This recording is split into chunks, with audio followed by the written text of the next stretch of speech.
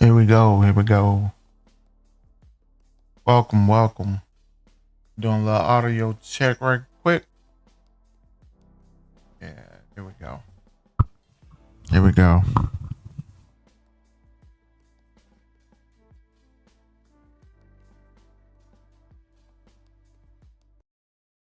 All right. What we want to talk about. Hold on. We're going to do some audio checks here. Audio check, baby.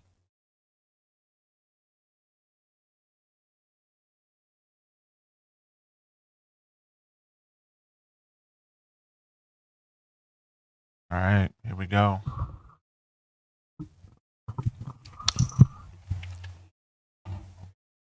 Mixer.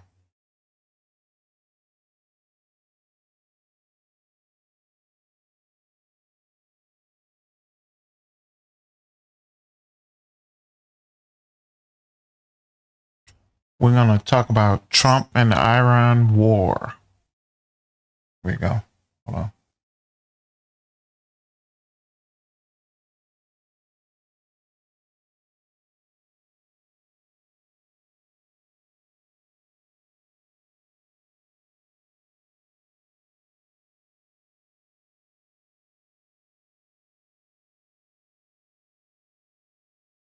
Here we go.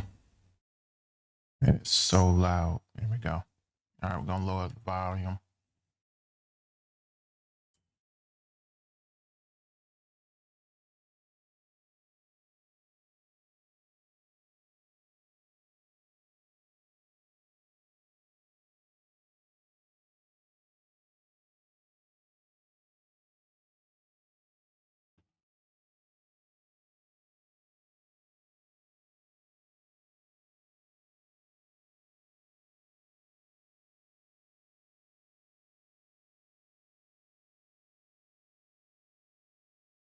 I don't know what's going on, bro.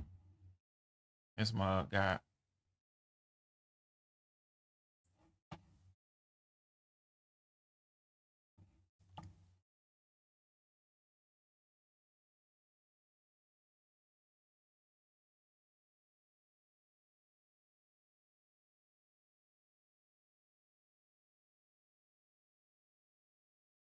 Here we go.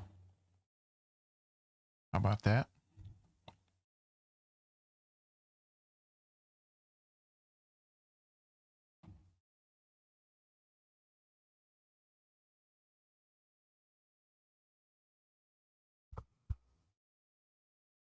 Here we go.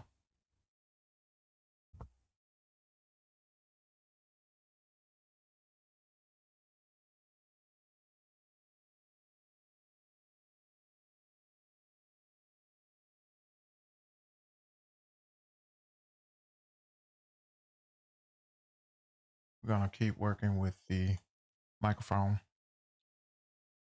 I'm gonna test this out here before we get started. There we go. Mm-mm. Loud.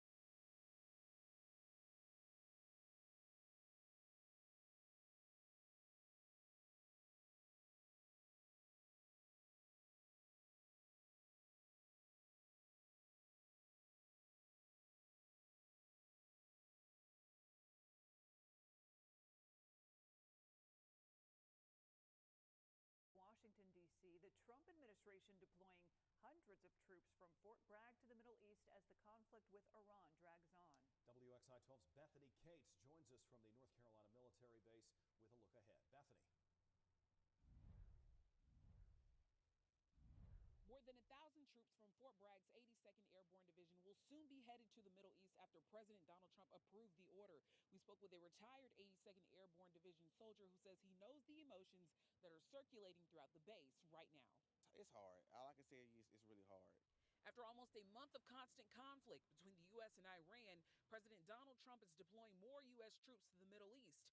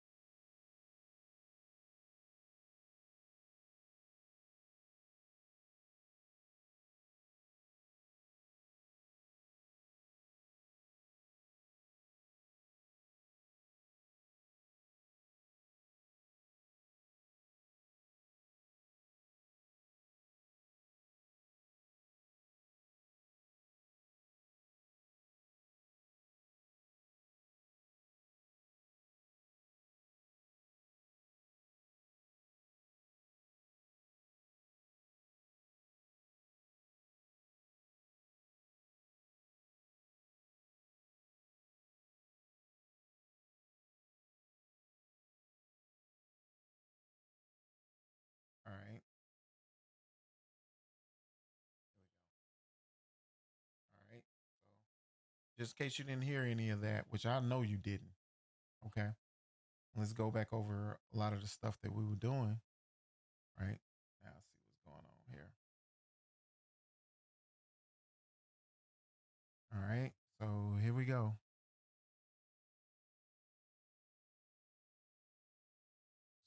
So let's see what's going on. We're gonna keep playing this so y'all can hear this, okay? And that includes soldiers from right here with the 82nd Airborne Division at Fort Bragg, North Carolina. These soldiers are trained to parachute into hostile territory. And according to reports, the deployment was approved Monday night and is expected to include command staff and some ground forces. Being in the 82nd Division is fast pace pretty much. Yeah. Within like 48 hours, you're pretty much out of there. Marquise Johnson is a retired 82nd Airborne Division soldier and says deployments are something that comes with the territory, but it's always an unexpected call. For people that's in, they know it is really fast paced. Like you can get the word like, hey, we're finna get ready to get deployed. It could be on standby. Then you can find out, oh, well, we're leaving tomorrow. We're leaving in 2 days. He says this time the call for his family hits a little bit harder. We seeing everything, all this stuff is on TV, and then your partner telling Yeah. you, hey, I'm part of that too. I gotta get ready and go. You like, Oh man, they got I you. want you to go, but you know, if you're a part of this military life, then you already know what to expect. Johnson says his message to families like this is simple. Hold on to your loved ones as close as you can. Say you love them and stuff like that, because you never know what can happen. They may come home, they may not. That's right. This order does not include the full brigade, which includes over 3,000 troops. Coming to you from Fort Bragg, I'm Bethany Cates for WXII.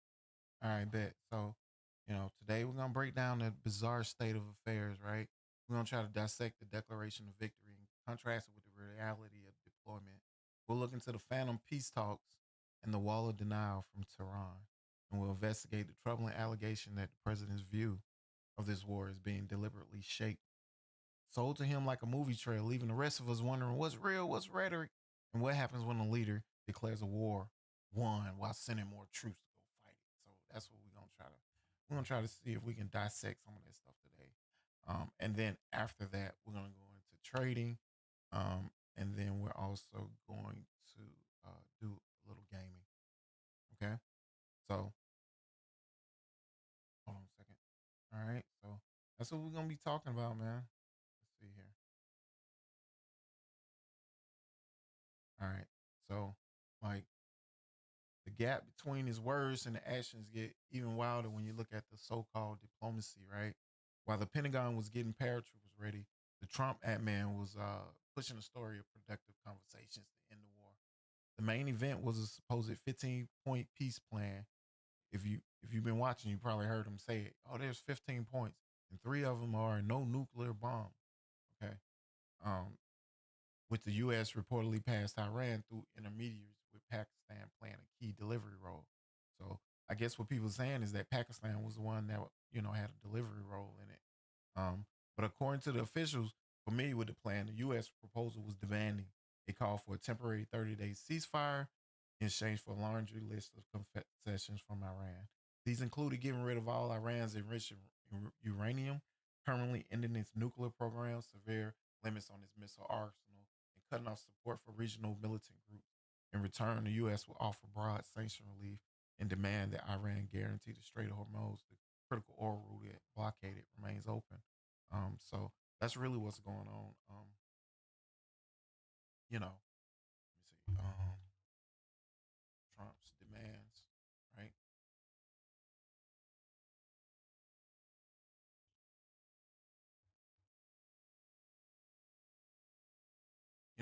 He was more about he wanted them to open the strait. So Moments ago, that if Iran doesn't open up the Strait of Hormuz within 48 hours, the United States will, quote, hit and obliterate their various power plants, starting with the biggest first. We're going to continue to monitor any breaking developments out of the Middle East. all right, so that's when the White House projected like total confidence.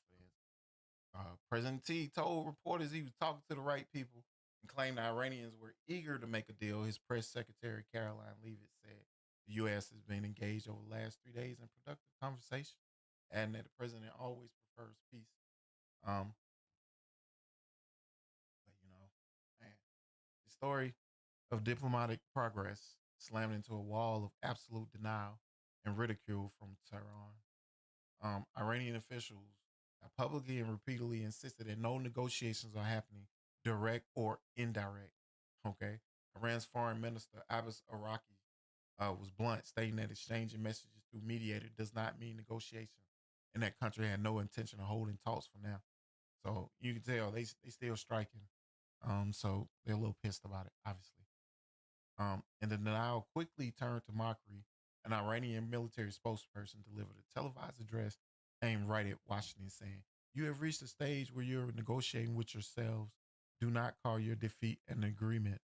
Other officials speaking anonymously through state media called the U.S. proposal excessive and disconnected from the reality of the war.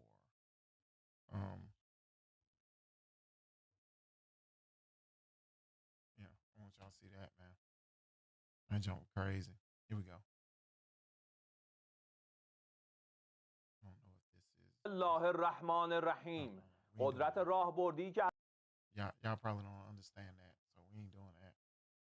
Reports that negotiations are underway between the US and Iran have failed to stop attacks across the Middle East. It's been nearly 4 weeks since the US and Israel attacked Iran, launching a war with global consequences. While all sides initially said there was no room for diplomacy, President Trump now says the US has been negotiating with an unnamed Iranian leader, a claim that Iranian officials have once again denied. Well, overnight, airstrikes hit the Iranian capital of Tehran again.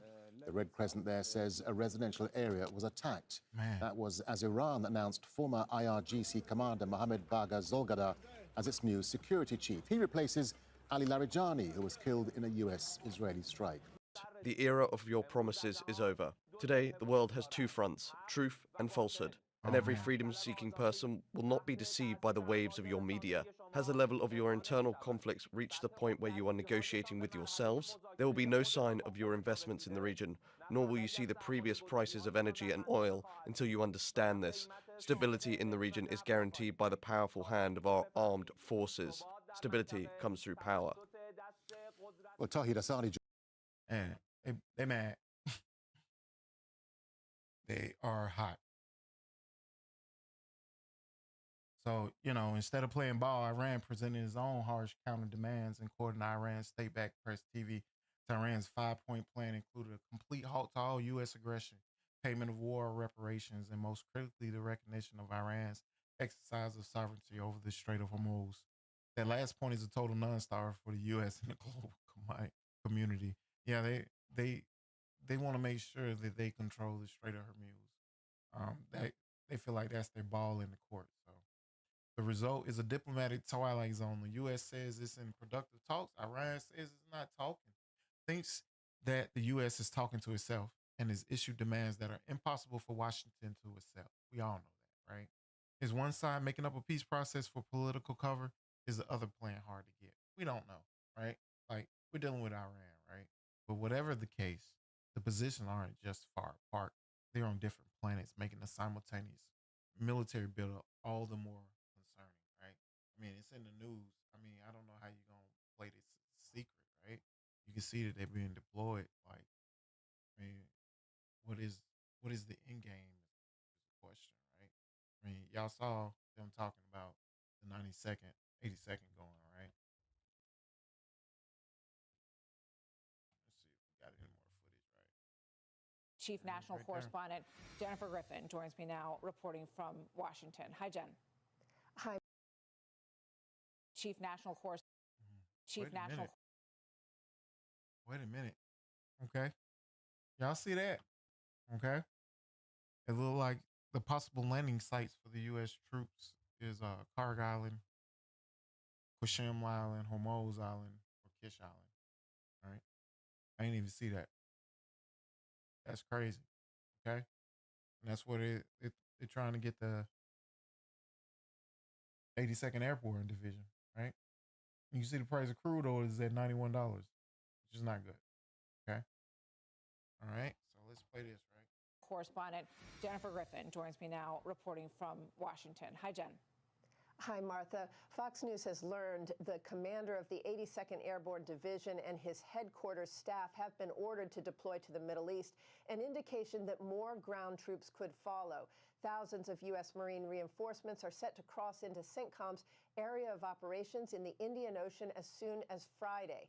When one of two Marine expeditionary units arrive on board the USS Tripoli and its amphibious ready group. But of those 2,200 Marines, about 800 are infantry. The rest are support and logistics. For comparison, when the U.S. Marines stormed the beaches of Iwo Jima during World War II, it took 70,000 Marines and What did she just say? Did y'all hear that? They're comparing it to World War II. Okay. So I want y'all to just pay attention. Pay attention. Don't let it slip past you. resulted in nearly 7,000 Americans killed and 20,000 wounded. Iwo Jima was 8 square miles. Karg Island is 12 square miles. There is also the issue of getting the 31st MEU, or Marine Expeditionary Unit, through the Strait of Hormuz, which remains in control of the IRGC and too dangerous to pass. President Trump indicated that he is willing to negotiate. The U.S. has struck over 9,000 targets in Iran, conducted 9,000 combat flights, and destroyed or damaged more than 140 Iranian vessels. Ooh, they did a lot of damage. I mean, if you see all the damage they did, it was a lot. I ain't gonna lie.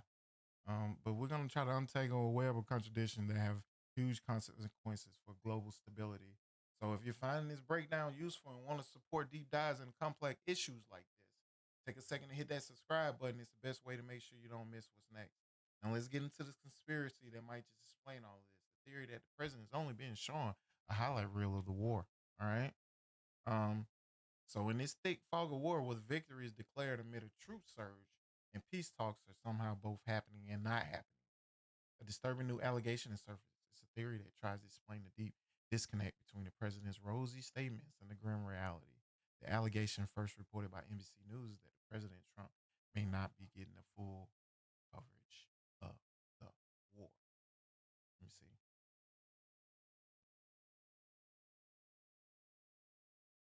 So let's see. Let's see.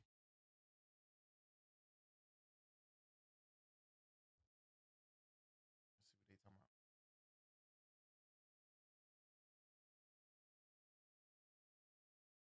about. They're saying that they do like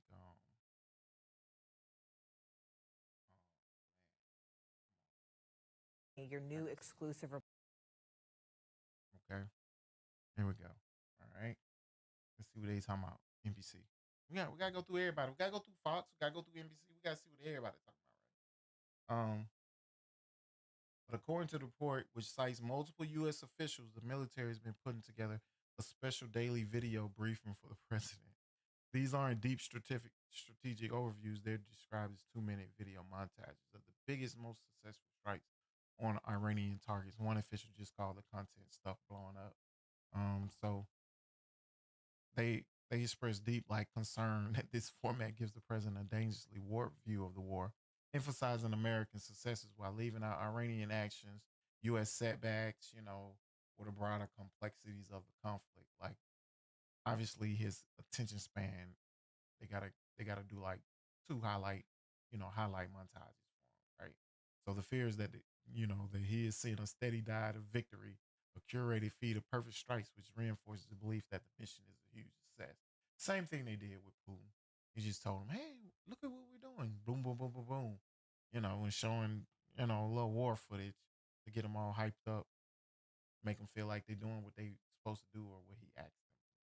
So Your watch new exclusive reporting that President Trump's daily briefings include video montages of the biggest, most successful strikes on Iranian targets. But how is that sort of shaping the broader perception or his perception of this war? Yeah, so we spoke with a number of different people for the reporting on this story, and we were told that the military every single day creates videos, probably similar to the ones that you're seeing here now, of some of the biggest explosions, some of the biggest strikes that the U.S. is taking against Iran. But some of the people we spoke with were a little concerned that the president is seeing these videos and he's not necessarily getting the other side. So while he's aware of the U.S. military strikes and the U.S. military successes, which candidly have been pretty extensive so far throughout the 4 weeks of this war, he's not necessarily hearing what it is that Iran is still capable of doing. So, for instance, one of the anecdotes that we heard about was when several weeks ago, early on in the war, several U.S. military refueling planes were damaged in a strike from Iran. And the president found out about that from the media. He saw it in the news. He was frustrated by that. When his briefers explained to him what exactly had happened, he took to Truth Social and said, well, you're not telling the good side of the story. You need to be telling what the successes are and not just the failures. And he specifically referenced that. Some of the officials who we spoke with as part of this story are concerned that he's just not hearing enough about, frankly, both sides of this war right now. Yeah, to really balance that narrative more accurately. Courtney. So that's what they feel like, just because they're giving him like video montages and stuff like that of the war. They feel like he's not getting a full picture. Um, this isn't like a new worry, right? Throughout his presidency, right, there have been like reports that he dislikes like long written briefings and his angry reactions when presented with like intelligence that contradicted his public statements. Obviously when you're dealing with people who are higher up like that, that's definitely what can happen. They get tired of dealing with you. Man, like, look, man, give me 2 minutes. That's about all you can get from me. That way I can go back to tweeting, because that's what he like doing. Getting back truthing, or whatever he calls it, on social truth, whatever. Right. But the highlight reel theory fits this pattern perfectly. As one official told NBC News, we can't tell him every single thing that happens, and noted that briefings get a better response from him um, when they focus on American wins. So a prime example cited in the report was an Iranian strike that damaged U.S. Air Force planes in Saudi Arabia. Trump reportedly learned about this significant setback from media reports and was furious he hadn't been told, right? And this points to like a system where bad news might be delayed, downplayed, or just left out. Information getting to the president. Like when you really think about it, you can't tell him everything. If you only want it in 2 minutes, they got to show him the best parts of it or where they're accomplishing their mission. It can't be like, oh yeah, and they killed 300 people. Like they don't want to hear that, because he's gonna get mad for you to hear that, obviously, right? So the press secretary Caroline Leavitt called them all absolutely false and says that the president actively seeks and solicits the opinions of everyone in the room. The Pentagon has also pushed back, calling the military campaign an overwhelming success. Well, whoop de doo. Who would have thought? Okay. But America's adversaries, right, have seized on the story.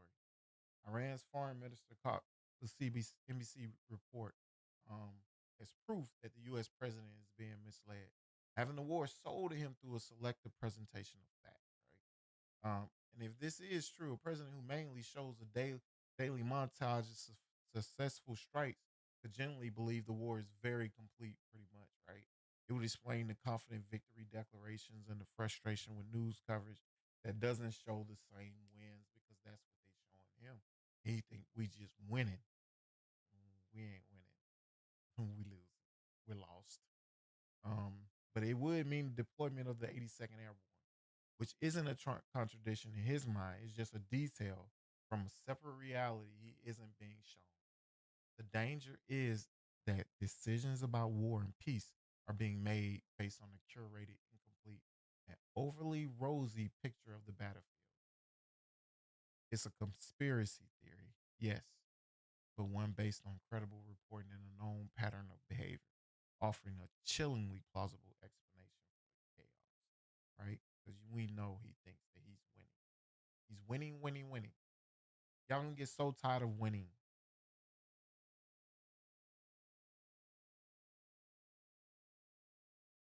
As if the fall of war wasn't thick enough, right? Another troubling element has emerged, and it's the possibility of insider trading. This part of the story takes us from the battlefield to the world of high frequency trading where fortunes are made in milliseconds. The suspicion revolves around a series of highly unusual and profitable trades that happened just minutes before President T made a market moving announcement about those same productive talks that Iran says aren't happening. People have also been dubbing it as the Trump pump in the market. They call it Trump pump. And that's what they say he did this Monday. Here's the timeline that has raised red flags. At 7:04 a.m. Eastern time on Monday, this past Monday, President Trump posted on Truth Social writing that the U.S. has held very good and productive conversations with Iran. All right. Let me see. Trump news on good and productive conversations.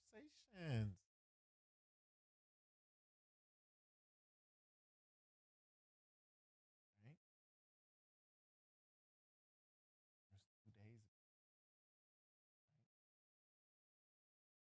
And the market reacted instantly. Oil prices, which had been high because of the conflict, they plunged by as much as like 14%. We have had very, very strong talks. We'll see where they lead. We have major points of agreement. I would say almost all points of agreement. Perhaps that hasn't been conveyed. The communication, as you know, has been blown to pieces. They're unable to talk to each other. But we've had very strong talks. Mr. Witkoff and Mr. Kushner had them. They went, He's talking about Iran. I would say, perfectly. I would say that if they carry through with that, it'll end that problem, that conflict, and I think it'll end it very, very substantially. We have very much in mind our partners in the Middle East. We've had great relationships with a lot of them, as you know. A lot of them were surprisingly hit, and I was surprised to see it, and so was everyone else. But we have they're very much in mind in the discussions. So the discussions took place yesterday. They went into yesterday evening. They want very much to make a deal. Where's the hand We'd like to make a deal too. We're going to get together today by probably phone because it's very hard to find a country. It's very hard for them to get out, I guess. But we'll at some point very, very soon meet. We're doing a 5-day period. We'll see how that goes. And if it goes well, we're going to end up with settling this. Otherwise, we'll just keep bombing our little hearts out. Man, he said he's gonna keep bombing the hearts out. Okay, that was Monday, right? The market reacted instantly. Oil prices, which had been high because of the conflict, plunged by as much as like 14%. Right? I don't know if y'all noticed, I did come on live on Monday and we talked about oil a little bit. I think my audio went bad. We went over a little trade that I did real quick. Made a little change. We're gonna go back to the challenge today, and we're gonna look at oil prices today, stock futures. We're gonna look at a few Magnificent Seven, as they say, Magnificent Seven stocks, and kind of go from there. But what was not standard was what happened in the minutes before the president's post.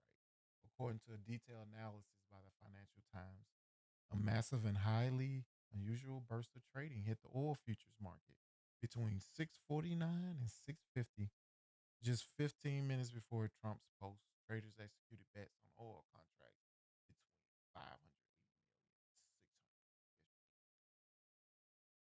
Specifically, about 6,200 futures contracts for crude oil were traded in a single minute.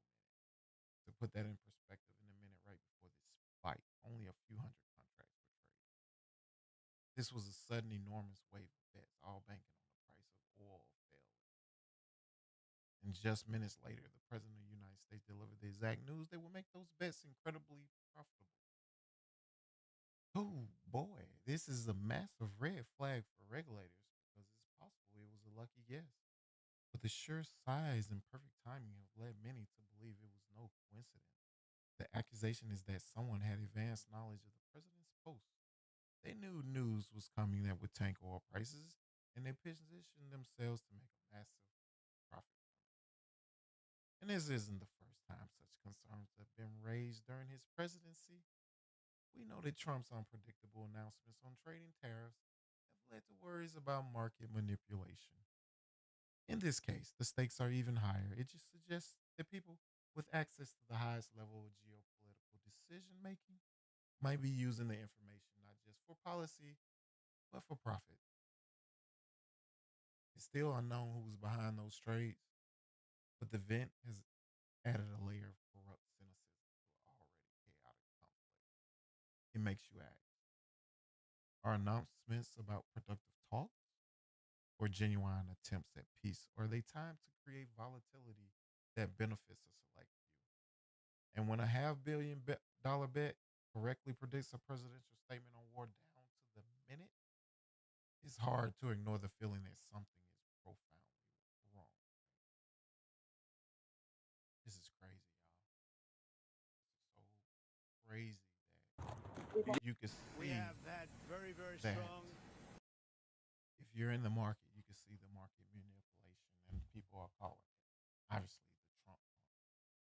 I mean, people are waiting on it. I mean, it was not hard to really figure that out, to be honest with you. I mean, the Strait of Hormuz is in a bad situation, and it's getting even worse because the prices are going to go through the roof,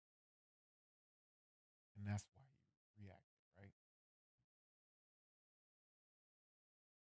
This is crazy, right? While one war is being fought with missiles and paratroopers, another is being fought with words and propaganda. All right.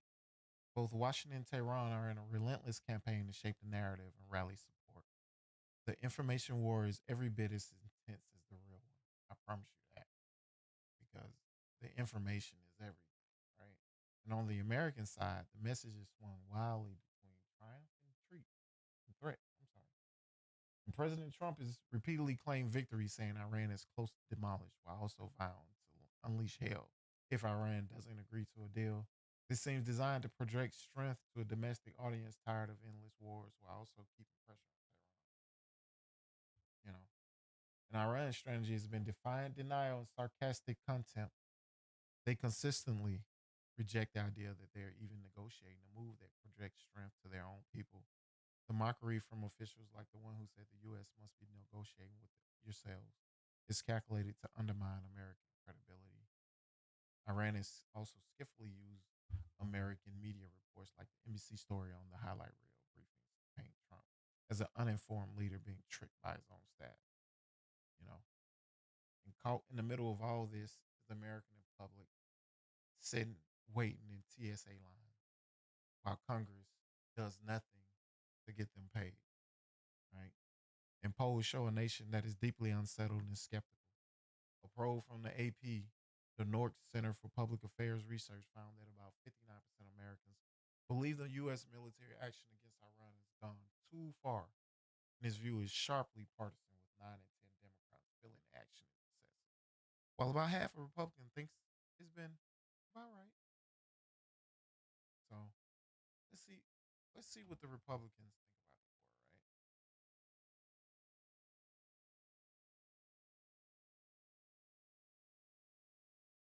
war, right? I want to see what they think, right?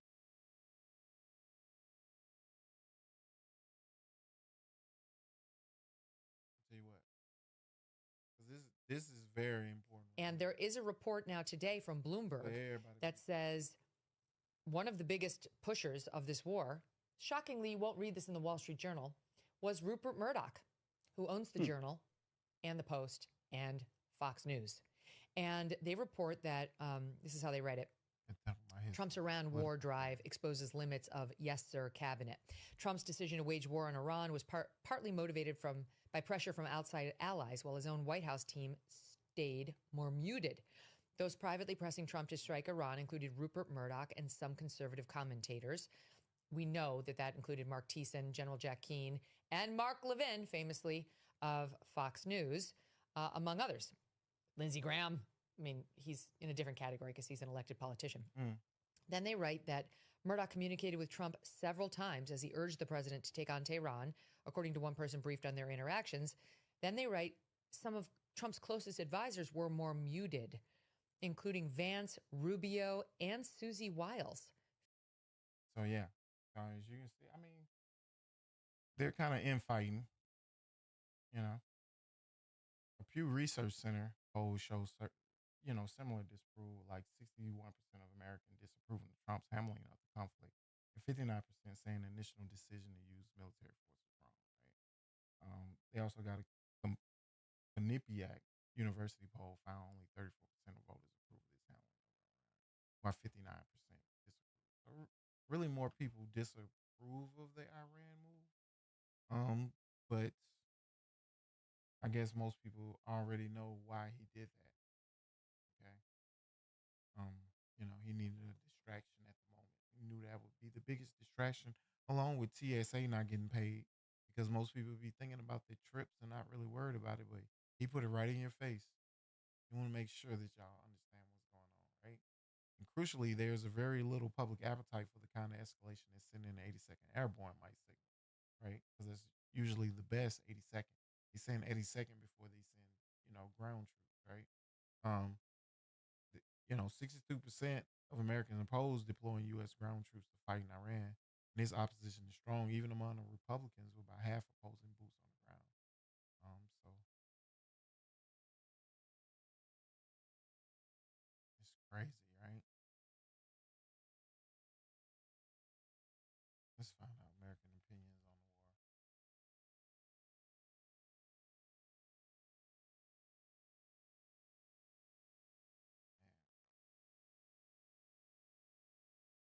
I think it's important to check in with the real salt of the earth, American citizens, and see what they're thinking.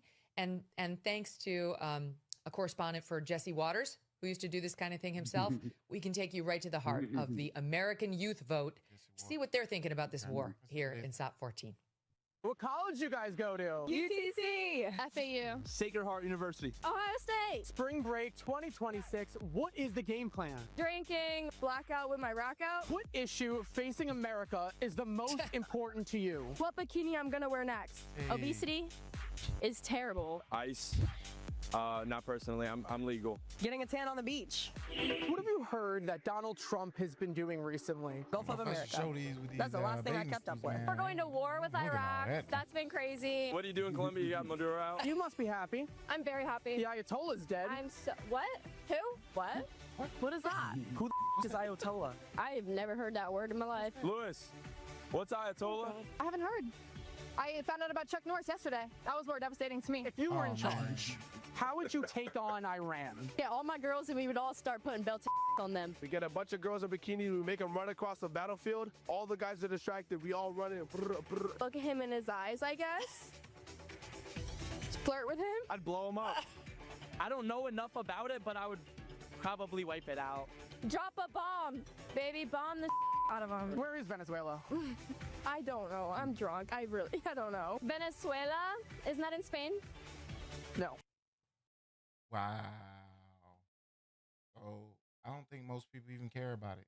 No, those are kids. Y'all know that. But they on spring break party. I just had to show y'all, right? The public's priorities also seem at odds with long.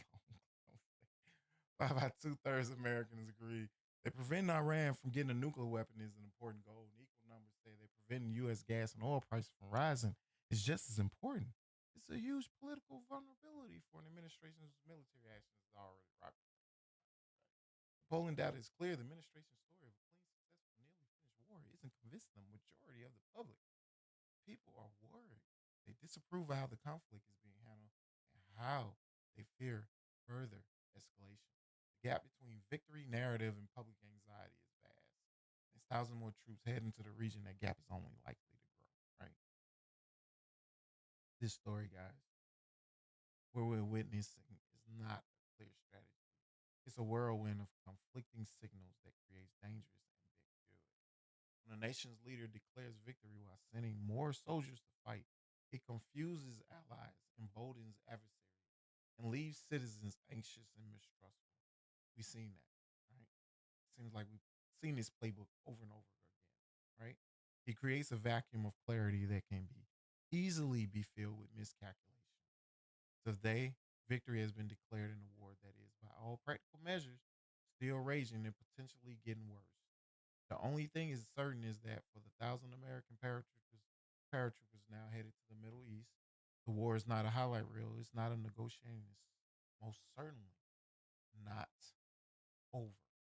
Okay, we're going in TradingView to look at some of the stocks that they got, what's going on, and we need to talk about this challenge. Right? So we are doing a challenge, a trading challenge. If you want to join, you are more than welcome to join. All right. All right. You can see the whole thing. Okay. So, if you're interested in joining, join with me, guys. All you have to do is come to TradingView. You need to have an active account. You need to go over to community and go to the Leap page. It's going to tell you all the details in the Leap, the Magnificent Seven that we have up until April 3rd, which I believe is not this Friday, but next Friday. You have to trade before then. So if you're interested and you need to get free trading count because you're close, this is what you need to do. Okay. Because you can see I'm in 3,300 place. And that's because I've only made one trade. I need to trade a little bit more. I need to get close to 8,000. Okay. We got 1 week. I have $100,000. We need to get to 8,000. Can we do it?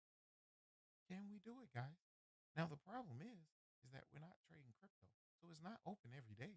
These are what we are trading. We are trading. I'm sorry. Where is it? For this one. My bad.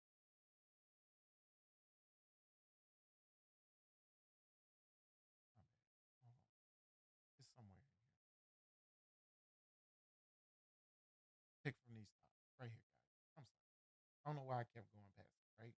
These are the stocks that we're going to be trading: Nvidia, Apple, Microsoft, Google, Amazon, Meta, Tesla. Okay.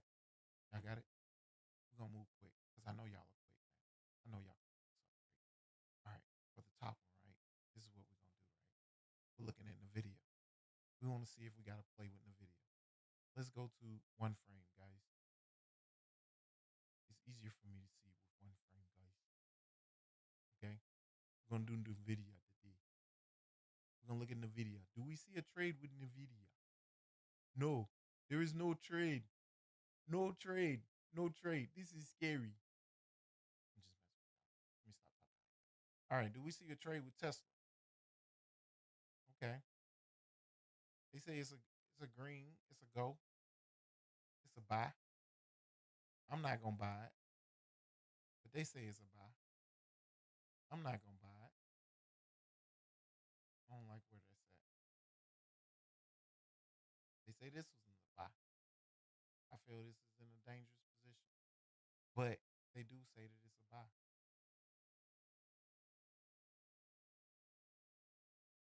This is a sale for Microsoft. Okay, it's been in a sale for a minute. This is on the 4-hour chart. We're on a longer time. Okay, this is not a buy. This is nothing. This will get you trapped. This will get you trapped. You will get trapped with that. All right, here we go. This looks good. This look like a buy. This look like a buy. This look like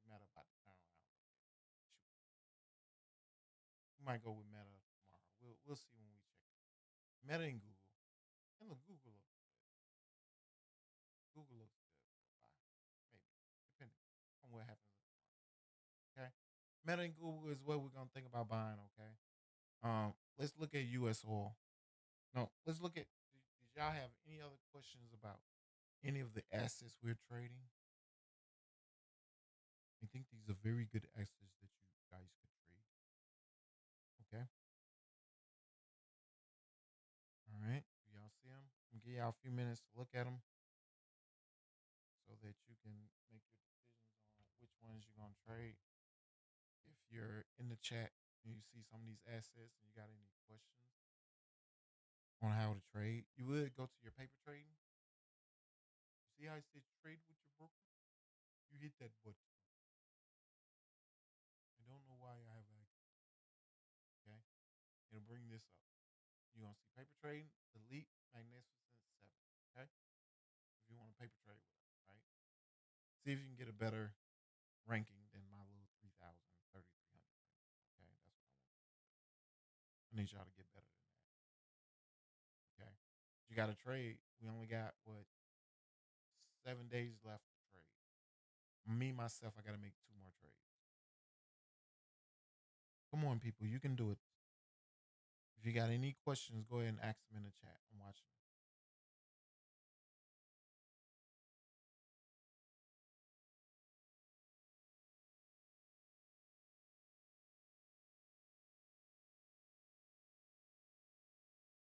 If you got any questions about the asset and what we're doing, ask them in the chat. We're doing a Magnificent 7 Magnificent 7 stock.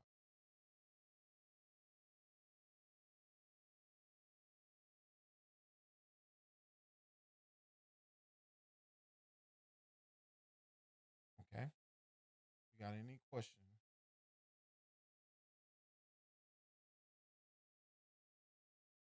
before we go on to the next stock we're looking at.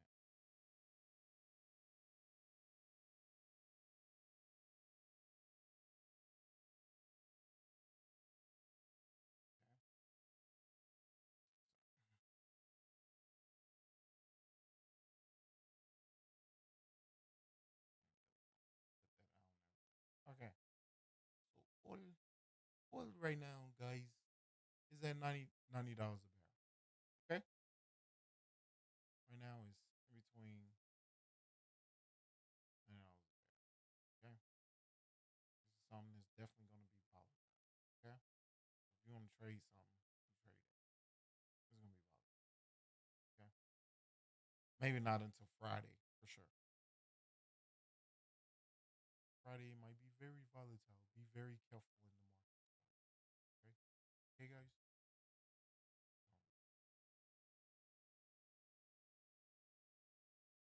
Okay.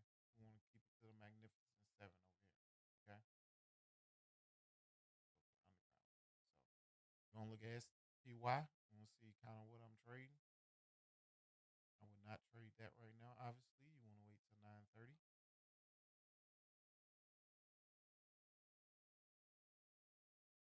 ETFs, Euro USD. It's always a good one to trade. Right now, it's getting ready to be in the buy. Maybe I would not buy it. I would not be buying that. I would not be buying that either. It says it's in a buy. It could be. It could be a good buy. I would have to see.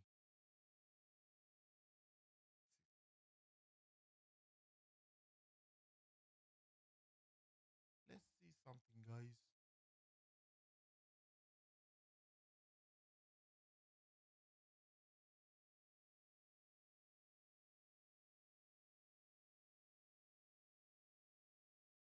Okay.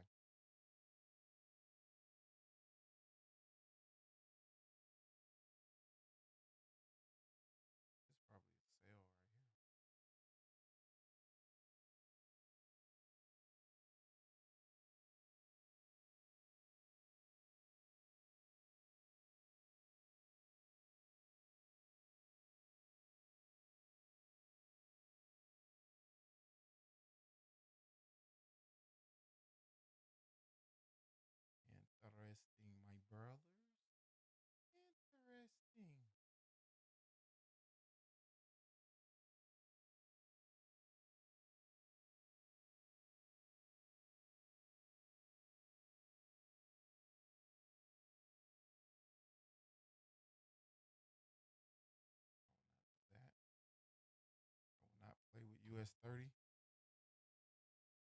you might as well go outside and run around and let me see. Let me see what would I rather do instead of doing US 30? I'd rather go to the dentist than go to US 30.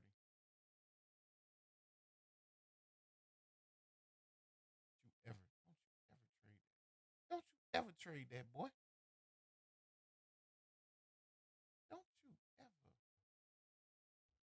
Don't you ever trade that, boy.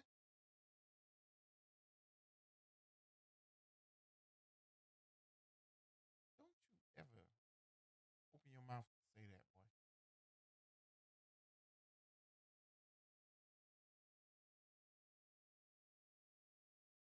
That mug in the holding pattern, ain't it? That mug in the holding pattern there, bro. All right. So I think probably the best ones are going to be with what we're doing. Probably, I think was Meta and Google. Google and Meta. Yeah, Google and Meta is who we're looking at for tomorrow.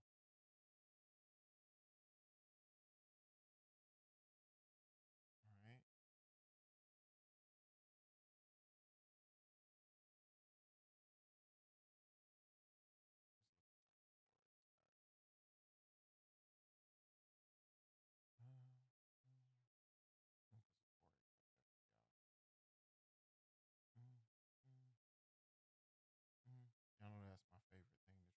Y'all don't know that yet, but I do like Forex.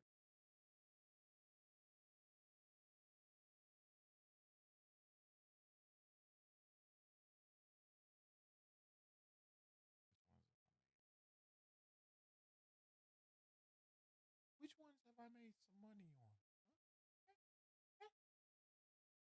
All right. Australian dollar and US dollar. Aussie dollar. Aussie dollar.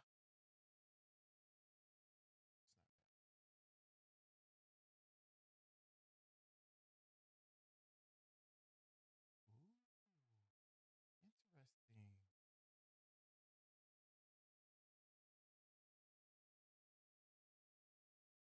Do I like it?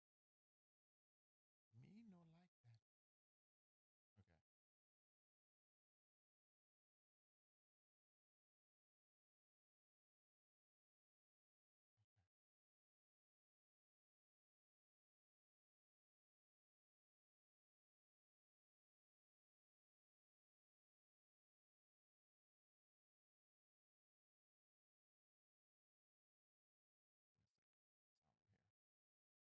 Interesting. It's very interesting, my friend.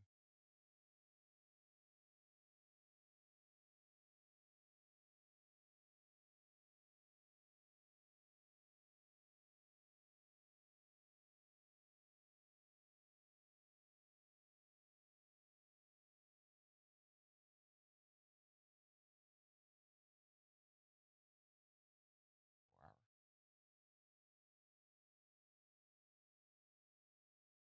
Oh yeah.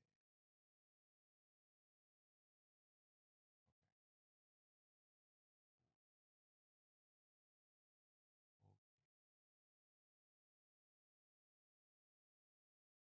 Aussie dollar.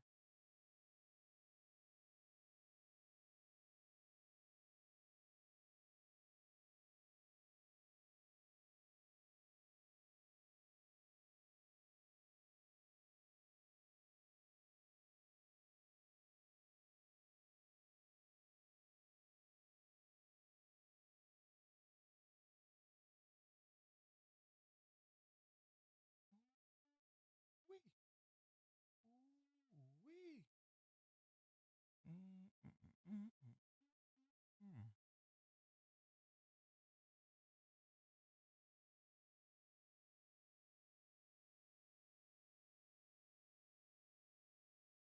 We gonna stay up tonight, guys. It might be a long night tonight. I ain't gonna even lie to you.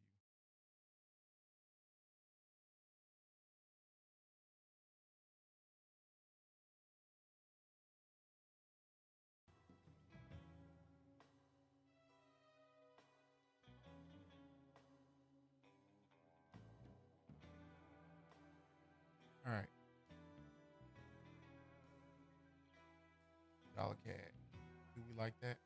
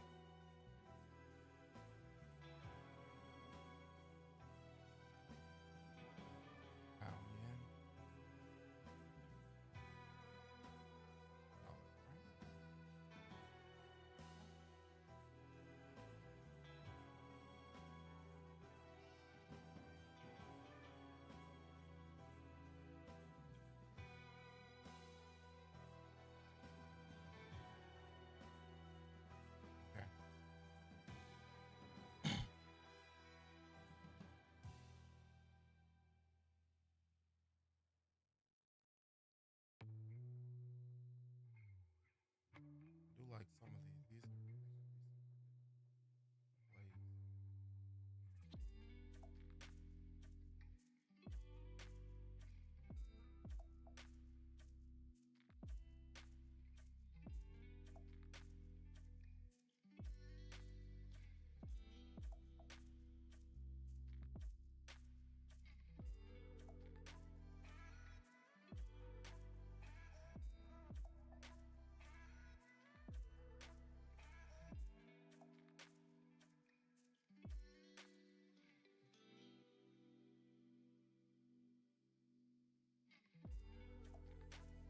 Okay. So you guys had a chance to check out the Aussie yen, the Euro USD, dollar CAD.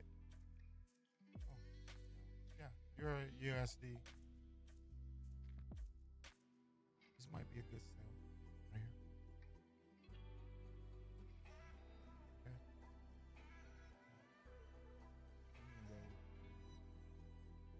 The game. So now that you know what we're doing, you know what we're trading. Hopefully you understand what we're doing. Okay. We went over the Iran war earlier, what Trump is doing. And now we're gonna go over video games. We've done stock, we've done trading. We didn't do any trades today. I'm gonna play a few games and I'll come back to the trading. Maybe, depending on what's going on, in an hour or two. And we'll see how that works for us, okay? Oh my God. Got a lot going on, y'all.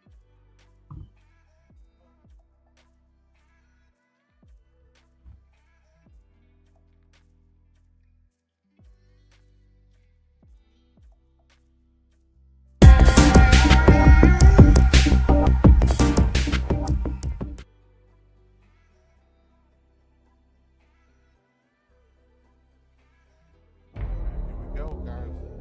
On Call of Duty.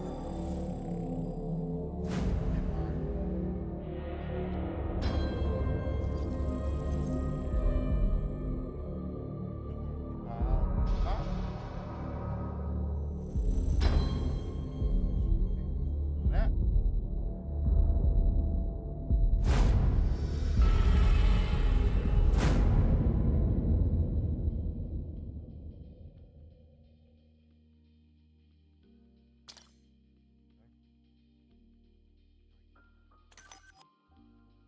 Gotta restart. We're gonna go back to stock, right?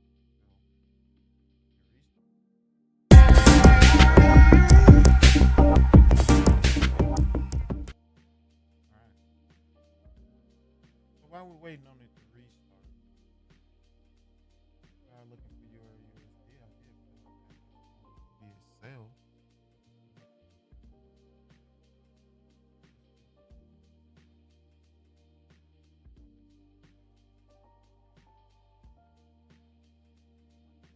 We want to see how I do. Everything cooked.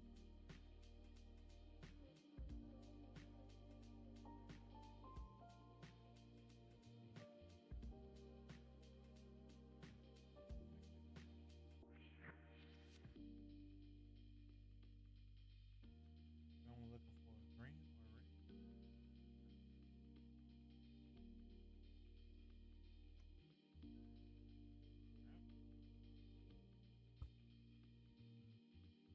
Got Call of Duty back up.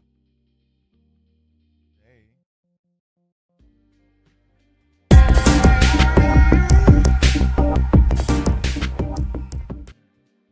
Some of the guns have fell off. Buff some of the nerf. They kind of nerf some of the guns, which is fine, right? Let's see what we got. Today, the Voyat and the Dravik. The Voyak. Let's we want to do. We need to do the Voyak. Let's do the EGRT and the Dravik. We want to see what the Dravik. They said that they do? They said that they buffed the Dravic.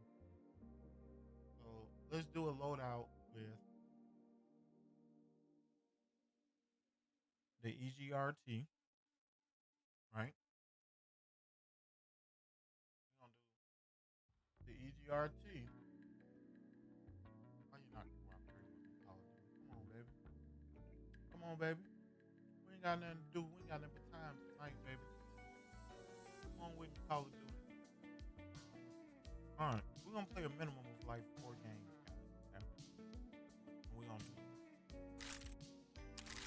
We want to do the EGRT and the Dravic.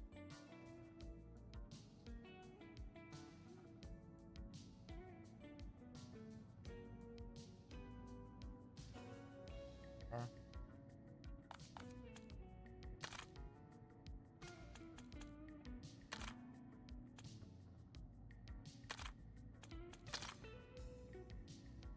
We want to put EGRT and the Dravic.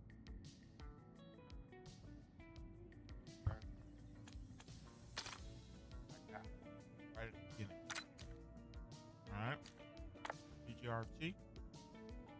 And we're going with. Let me see what we got, right?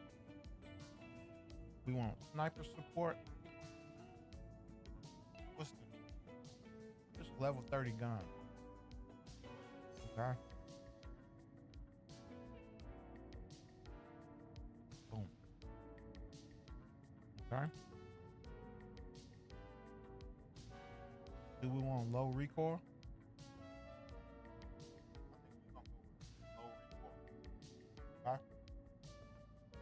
So I like this graphic. I'm sorry, I like this EGR. Level 30. All right, low recoil. What we gonna do? Right? We need the muzzle to be the red well. Okay. Boom. Let's just take all of them off.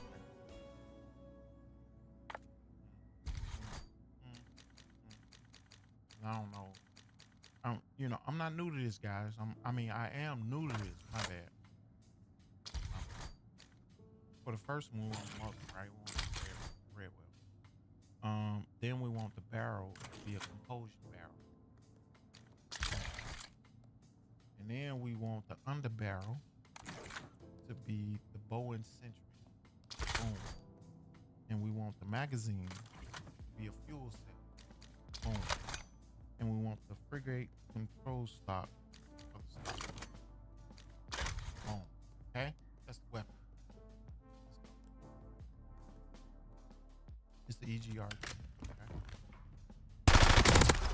Not cool.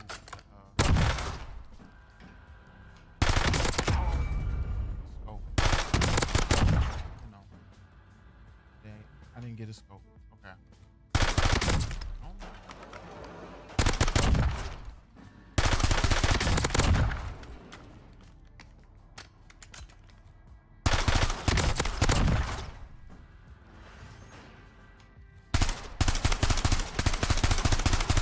Low recoil. I ain't gonna even lie to you, bro. It is low recoil. It ain't bad.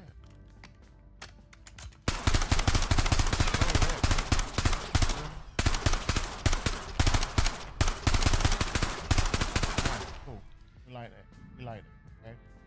Let's see the Dravic, right? We can get what they call the recommended for the Dravic, non-prestige. Let's see what level it is, right? Change loadout. Dravic.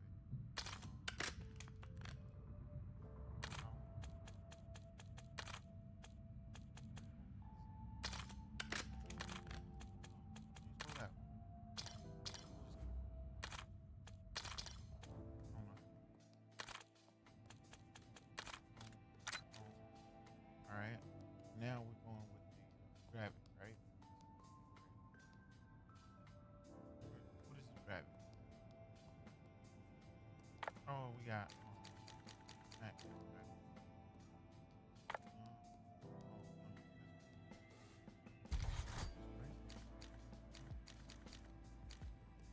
Graphics maxed out, so that's good. We can put it at 36. So do we want non-prestige, sniper support, mobility, low recoil, or tactical stance?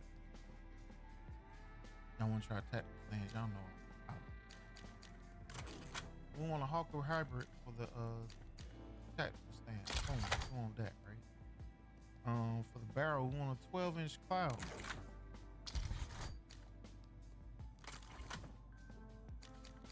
12-inch, right?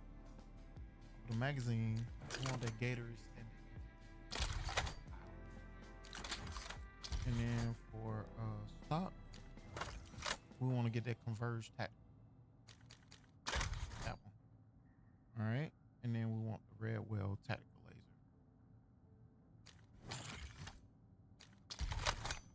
All right. All right. Let's go with it. It's the knife.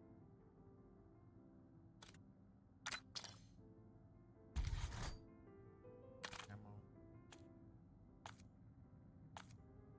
Unlock. Customize that. The camo. The camo.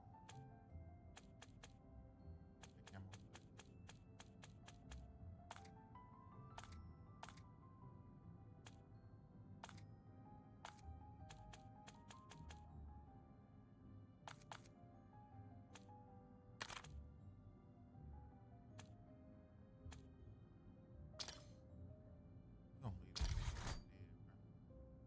It already looks great. We're gonna just leave it like that. We won't try to snipe the thing.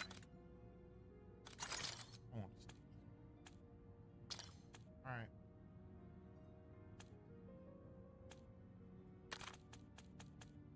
Okay.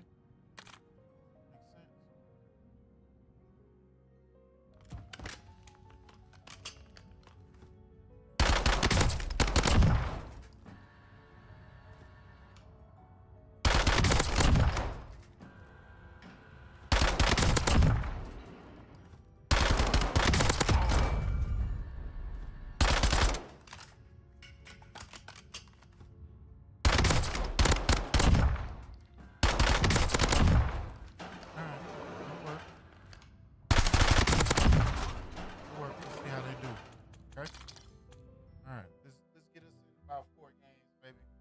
Let's see what we got, man. All right, we're gonna turn this music off when it comes on.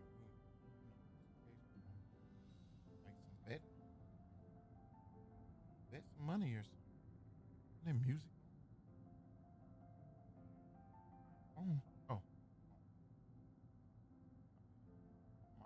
come on, man.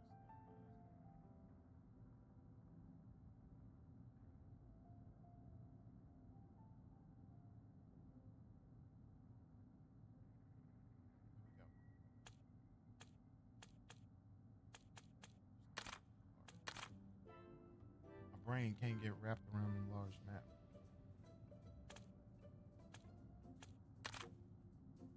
Just throws me in disarray.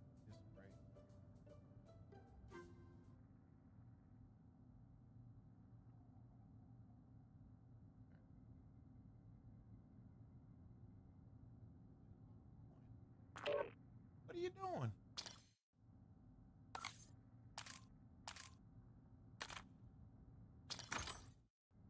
What are you doing? What are you doing? What are you people doing today?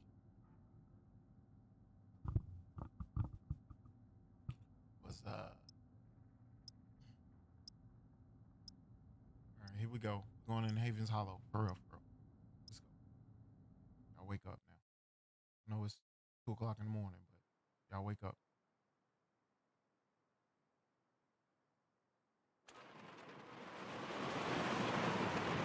All right, here we go. Gonna drop on in. Y'all be careful out there in the war zone, okay?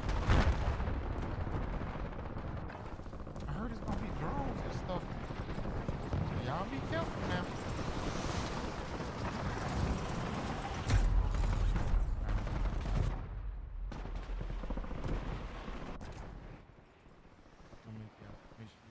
hear me. You know what I'm saying? Make sure y'all can hear me. I want to make sure I'm here for y'all.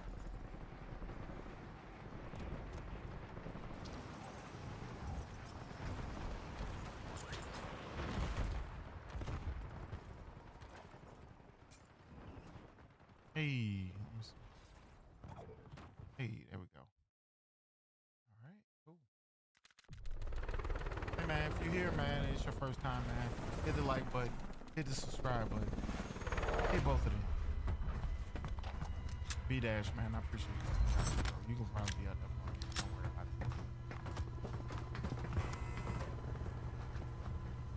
Fat Tony. You know what it is, boy. All right, that's what we're going then, play.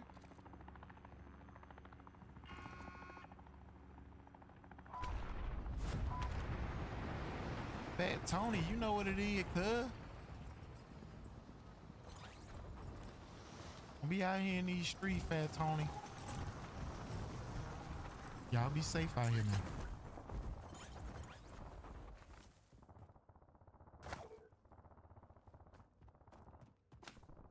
Y'all be safe out there now, Fat Tony.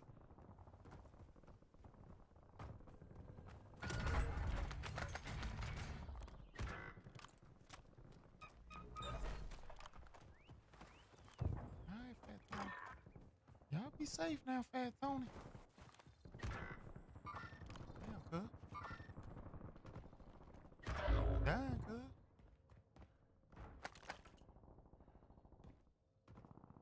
Where they going, bro? Don't y'all do me like that, cuz.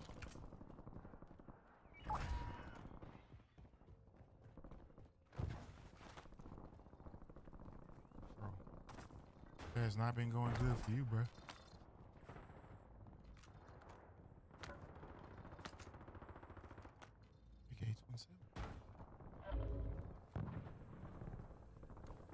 Oh, y'all already got the loadout, cuz?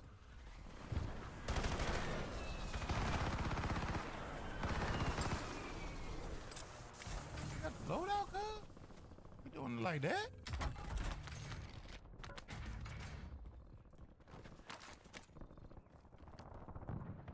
All right, where we at? Where we at, cuz? Where we at, cuz?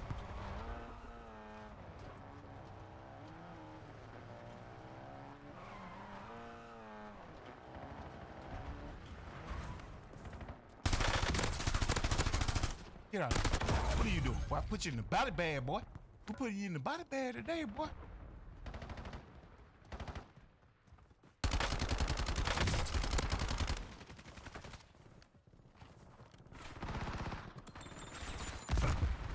Who hit me there, boy?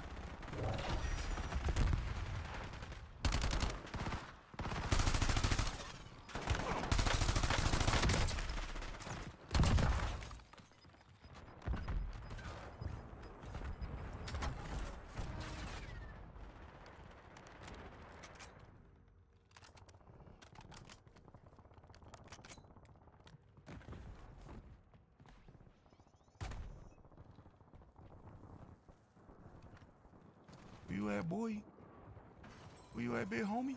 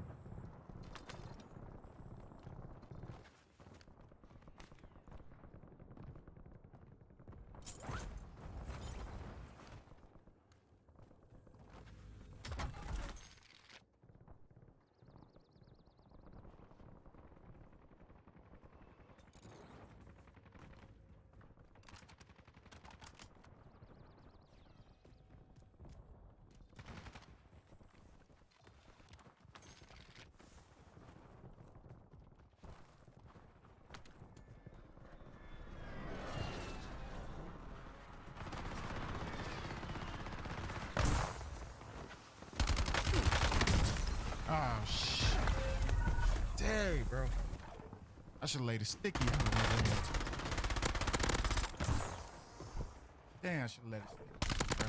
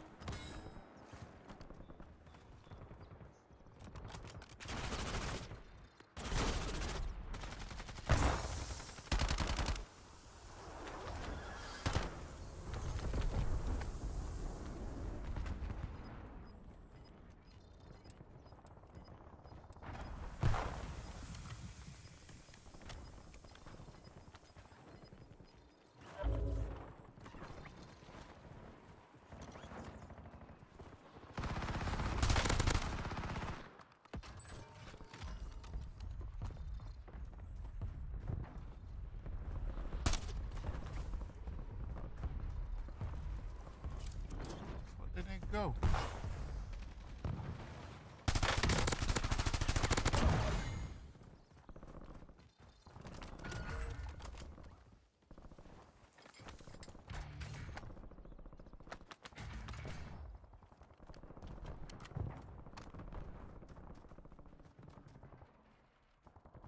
Where homie at?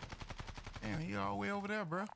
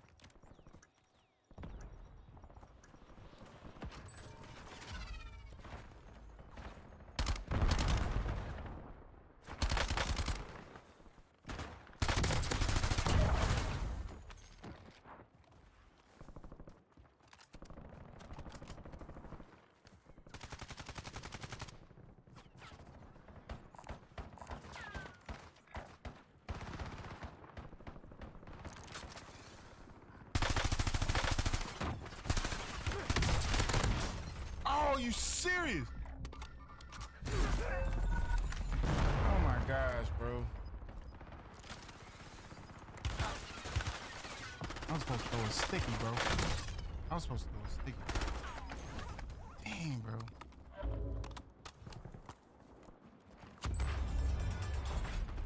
Dang, bro.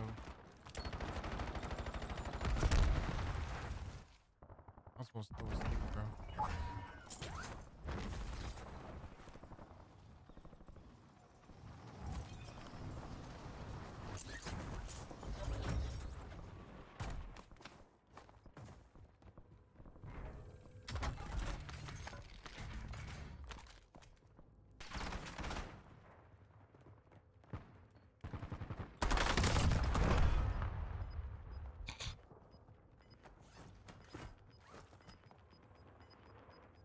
Dang.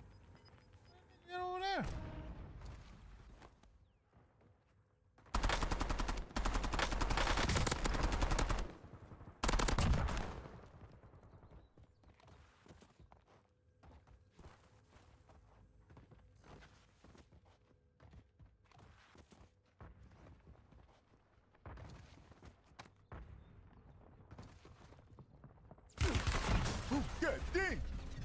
God dang.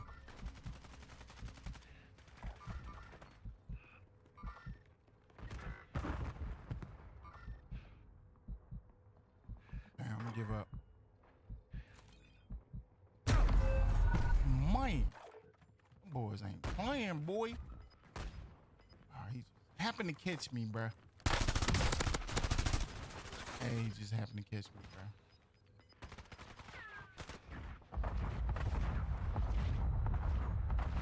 Hey, he just happened to catch me.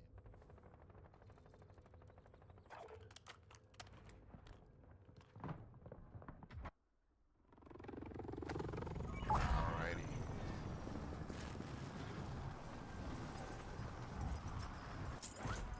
Hit that. This is acting funny, bro. Huh. About that. Oh man, it's lagging, bro.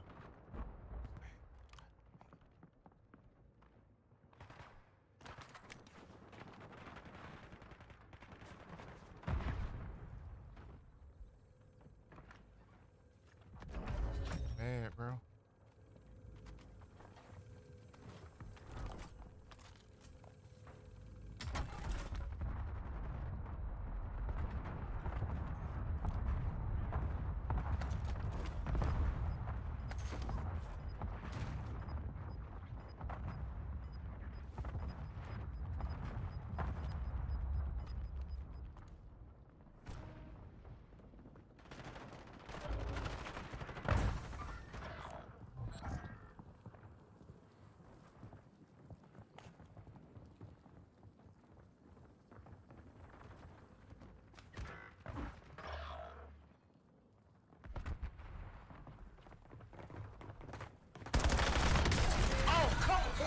Bro.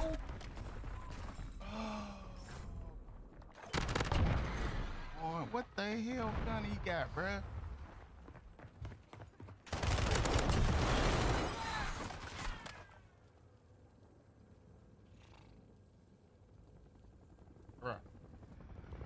Bruh. Well, I'll be a chicken's hen. I'll be a chicken's rooster. I'll be a chicken's rooster. What the hell going on? That was not fun. Slightly fun. That was slightly fun. You hear me?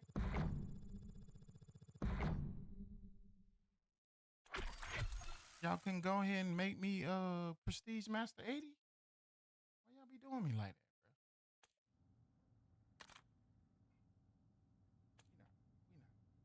bro? No bets.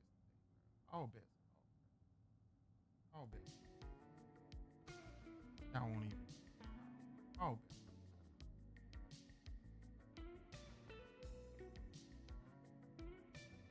Betting today. We will not be betting today. Hey, hey. What do you mean by that, sir?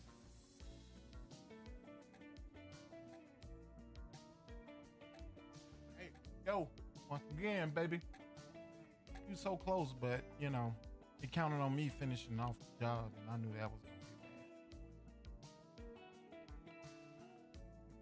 bad. We were close though.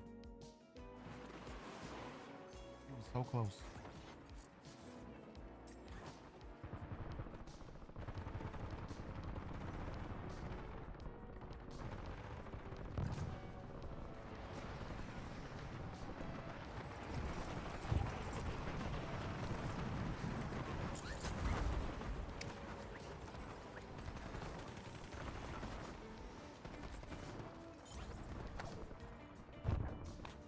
Hey, hey, hey, hey, hey.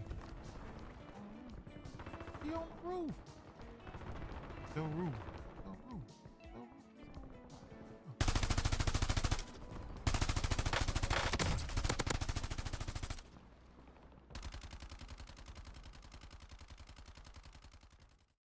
All right, here we go. Let's try this again. Same place. Same place, different result. Here we go.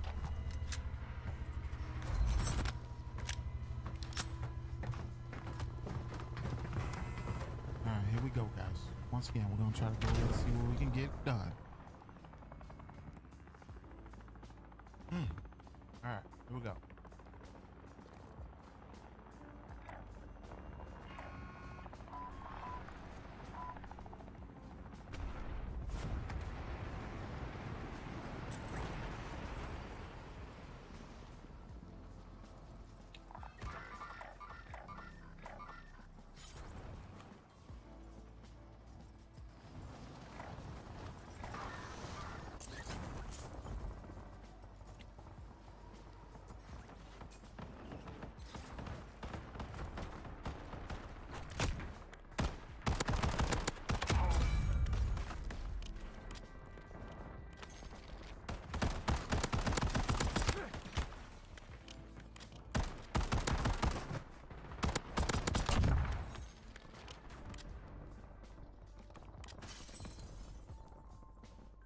Open the door, bro.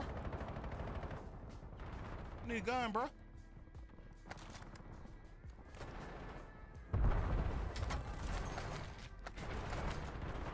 I'm that peacekeeper, boy. I'm that ride.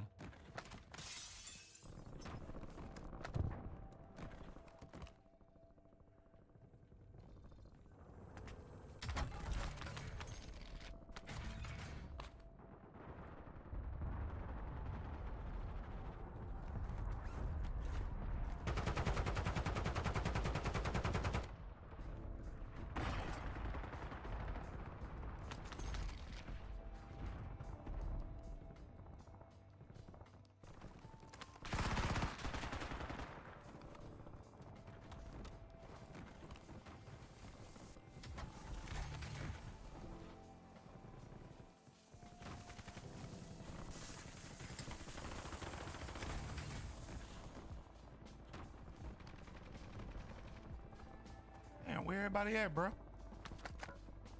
Can you give me something to shoot?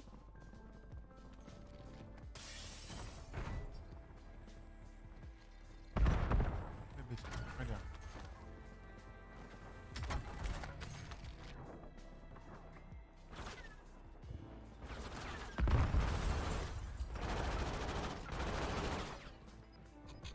There's another one.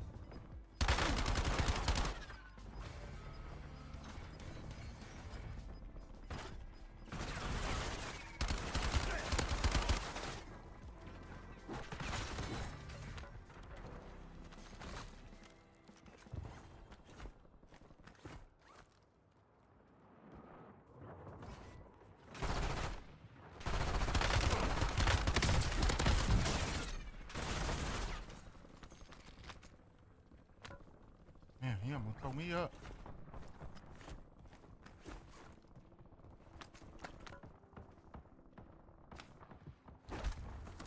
Come here. Come here. Where's your people at? Where's your people at? What are you doing around here, bro? Oh, come on, bro. I was supposed to get a, not a quick kill.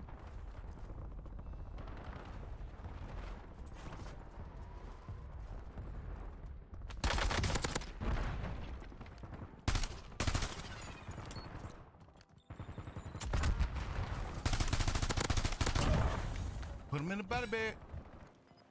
You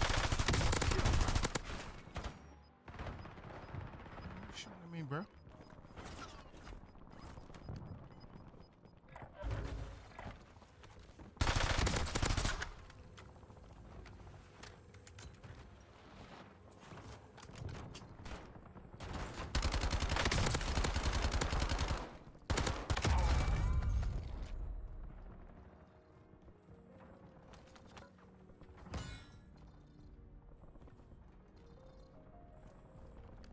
We gotta move. We gotta move. Move. Yellow at.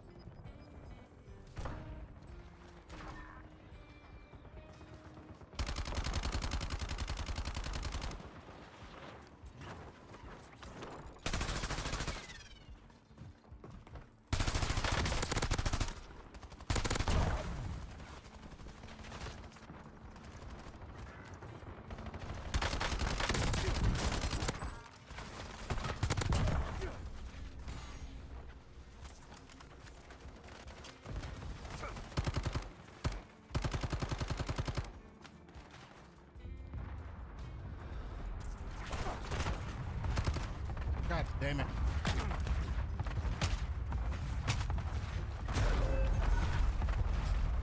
Damn. This is the last one too. We might have lost that one. We might have lost that one, bro. Pop a box.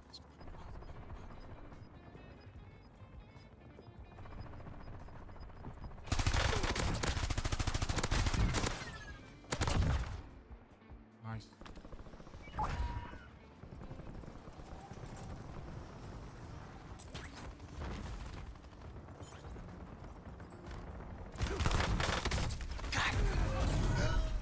Man! Oh my gosh, bro. Oh well.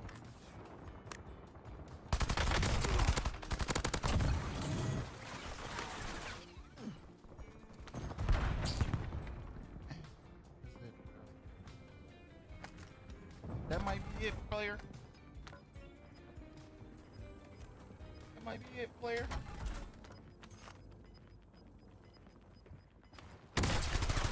Oh, he jumped in on both of them.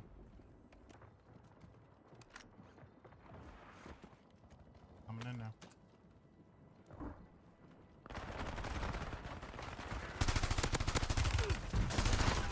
Dang. Why did you jump out there? You should stay inside. Oh shit! Where you at? Where you at?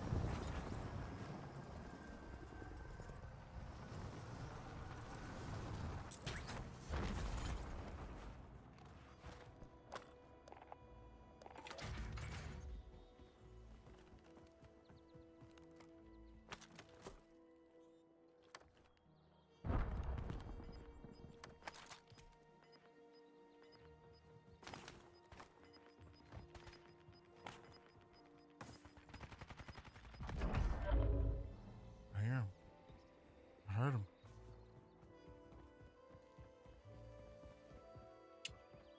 I need a UAV, bro.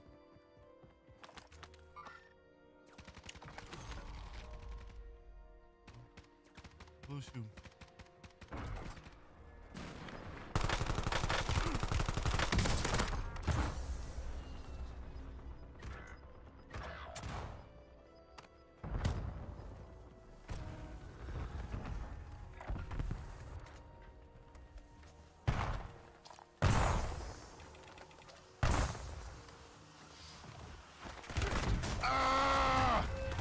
Dang it, bro.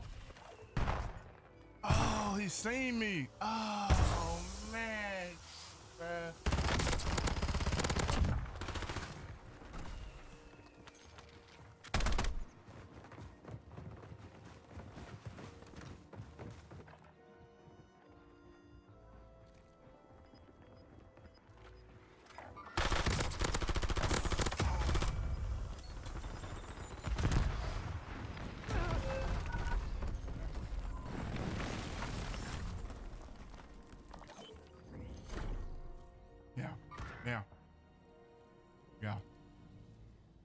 Yeah, I knew that was gonna happen. That was like given. It was a good play.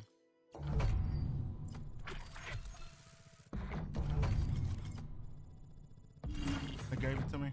Okay, I'll take it. Gave me the 80. I got 15. 15 is where I need to be. But you know what I'm saying? I'll take 15. 15, all right.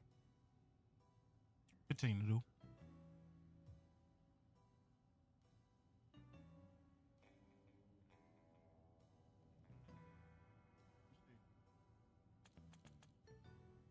No, I gotta be paying attention to.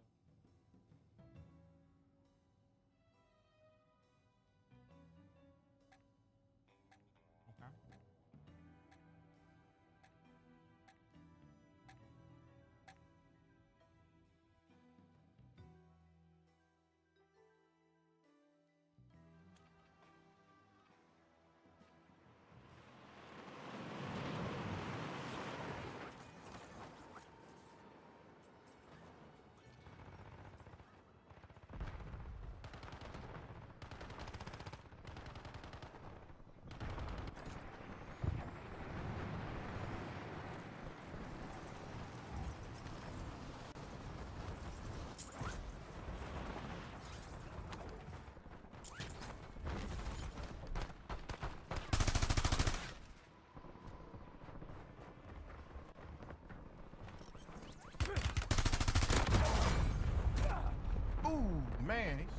the sky or something.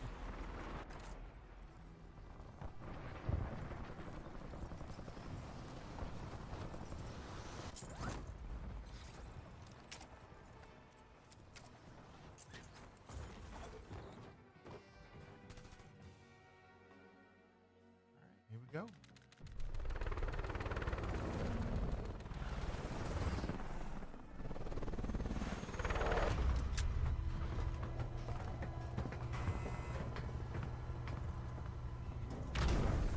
Keep giving me 3 players. It's all right. We're gonna make it do what it do. We ain't got no choice.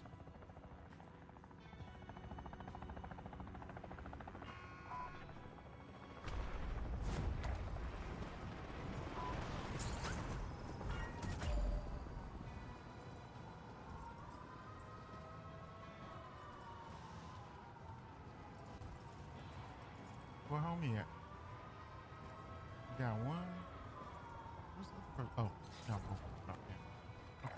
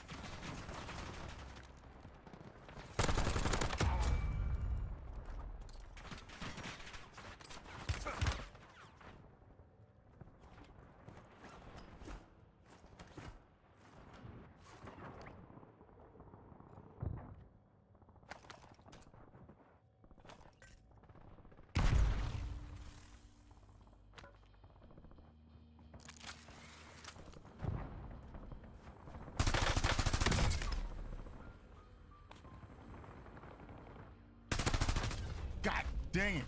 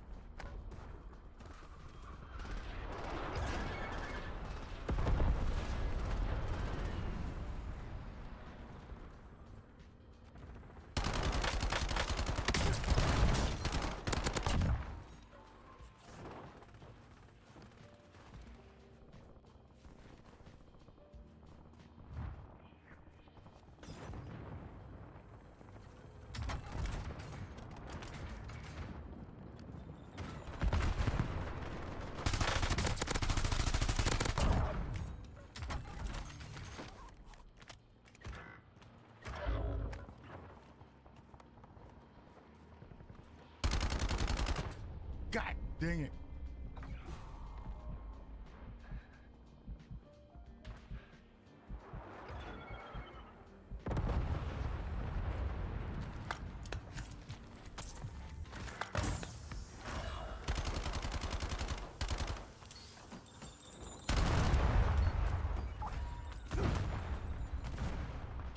Dang, bro.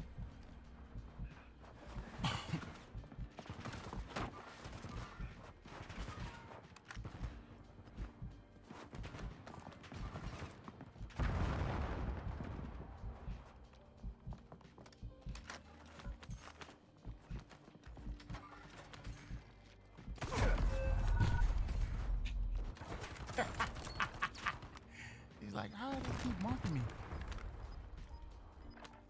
I'm finna throw something on his ass. You better hope I don't. You better hope I don't. Hit another. Hit another. Hit another. Look up.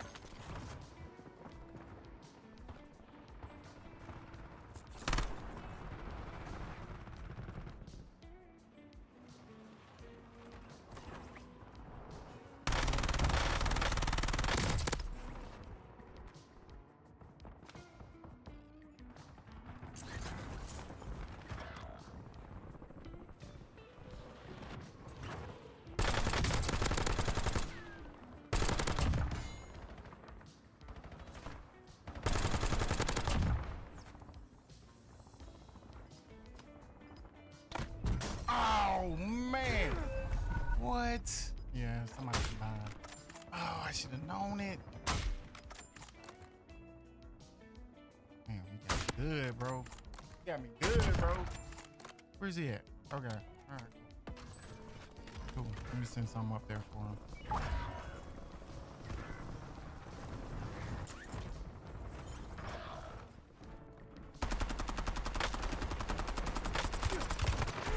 Oh my God, I missed every shot. Bro, I missed every shot, bro. Oh my God, I missed every shot. Bro, that was ridiculous, bro. That was so horrible. Did you see how many shots I missed? Did you see? Yeah. Oh my God, that was horrible.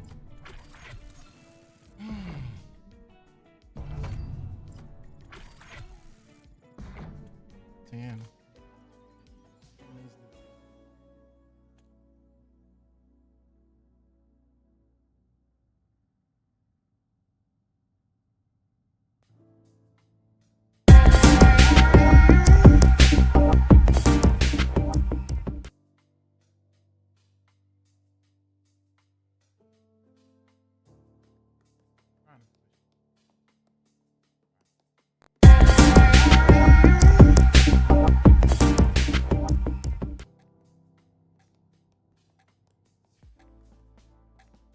Night, baby.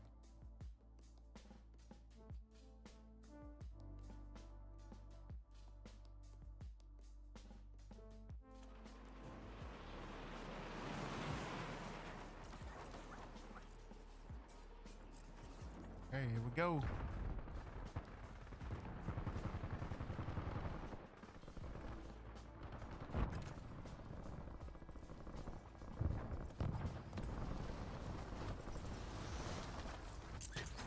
Let's see if me and my family can do something this time, baby.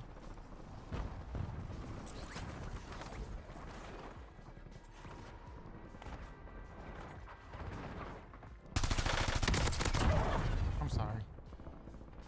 I just had to.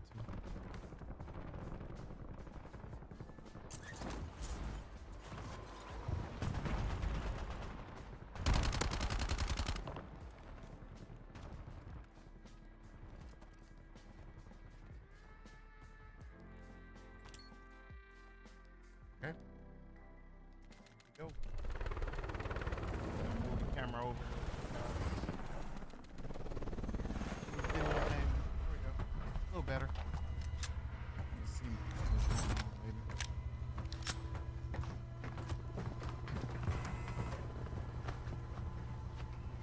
All right, here we go. Let's go on in, baby. Let's do it.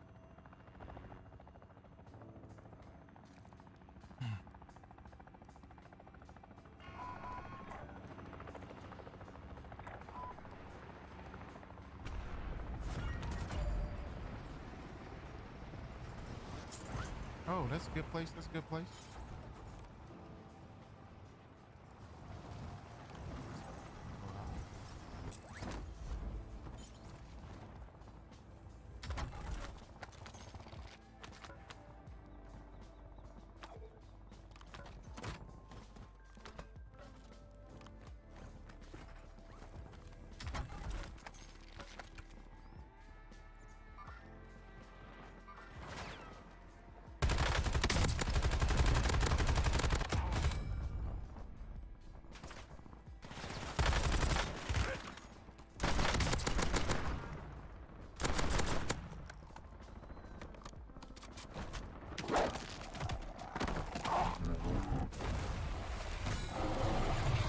Ouch.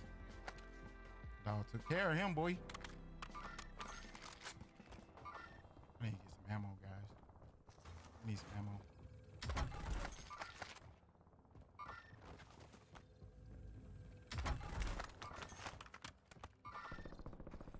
What's going on over there?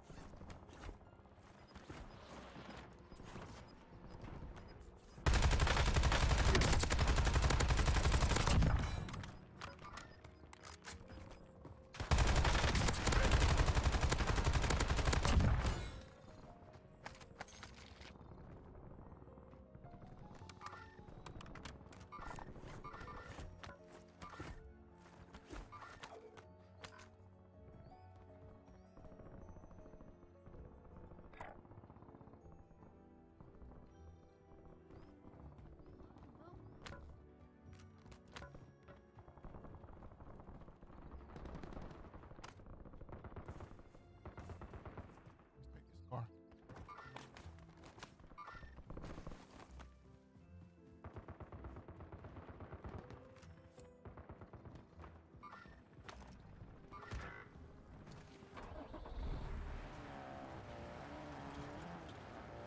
Watch out, boy. Ooh. Gotcha. Gotcha. Gotcha, boy.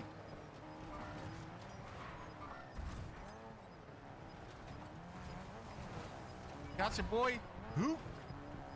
On me.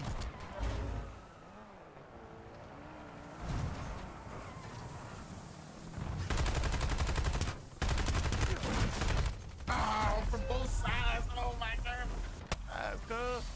Gotta let them get me from both sides, bro. Oh, man.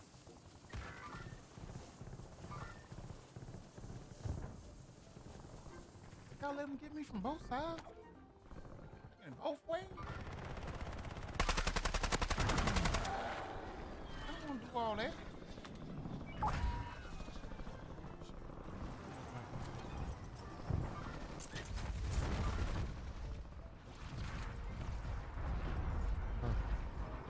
Come here.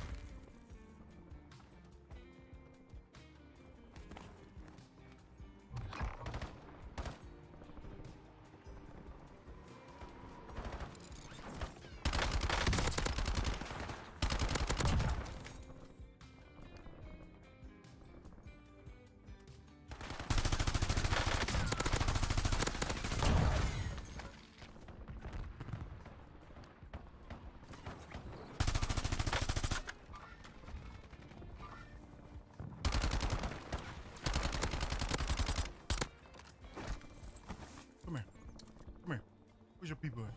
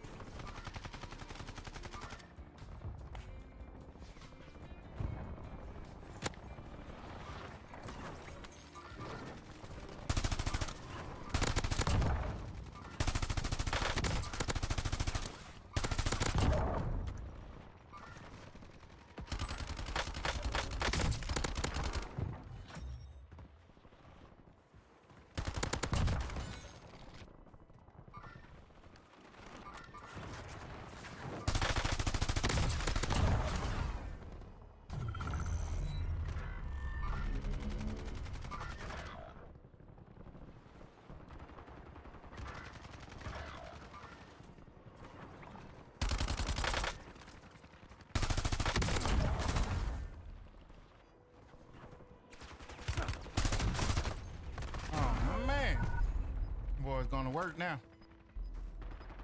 It's going to work now, bro.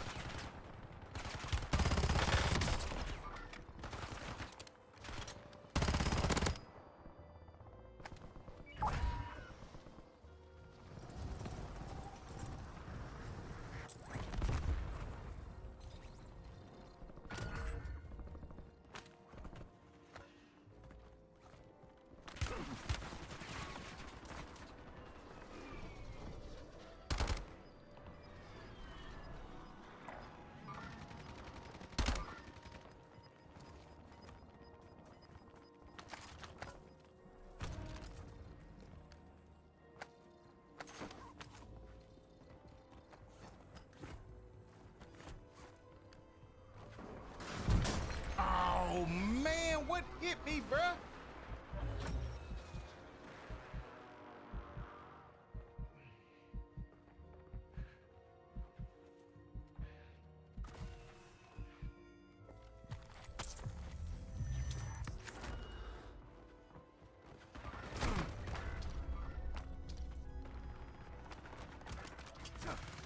God dang it. Dang it, bro. Dang, I was trying to do a UAV.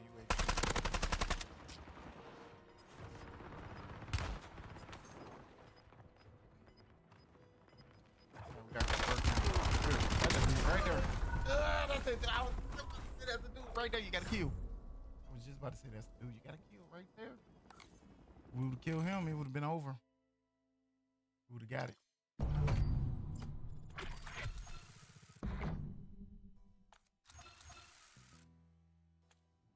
This might be the last one, guys. Very productive day.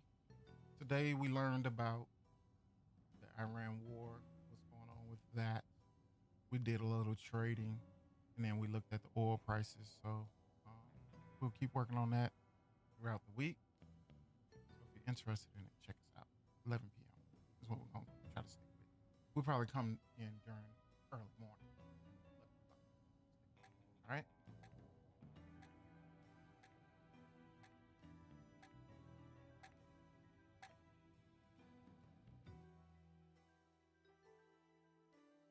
This is definitely the last one. Very good day, man. I enjoyed today. Coming along with what I wanted to be. I like this.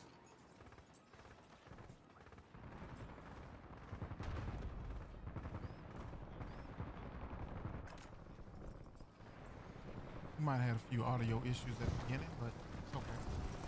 We'll come back and do it tomorrow morning.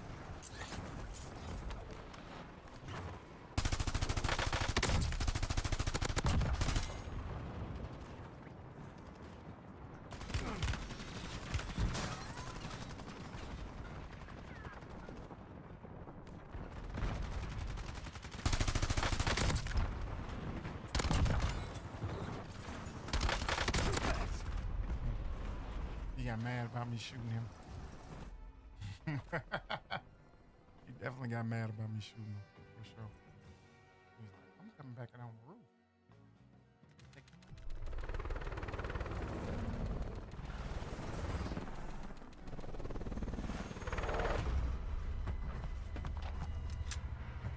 All right, here we go. Last game of the night. Let's get it popping.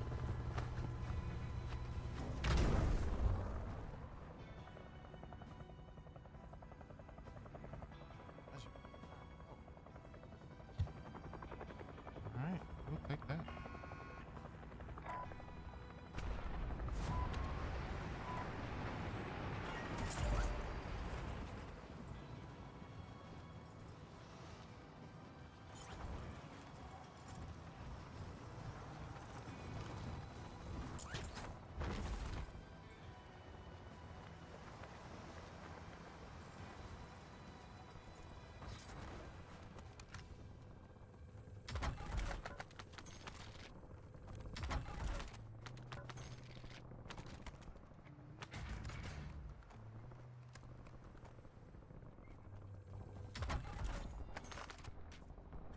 Shadow, nah.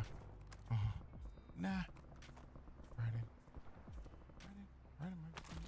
No. Rare. Okay. Jump.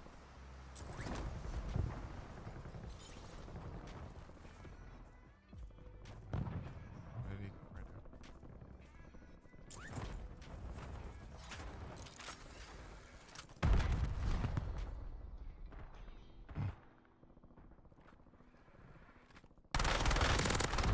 I heard you, bro. Come here.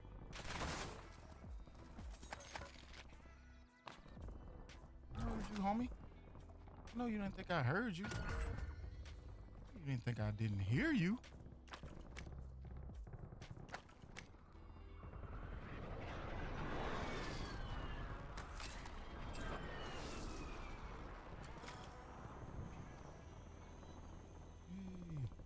Where's the detonate?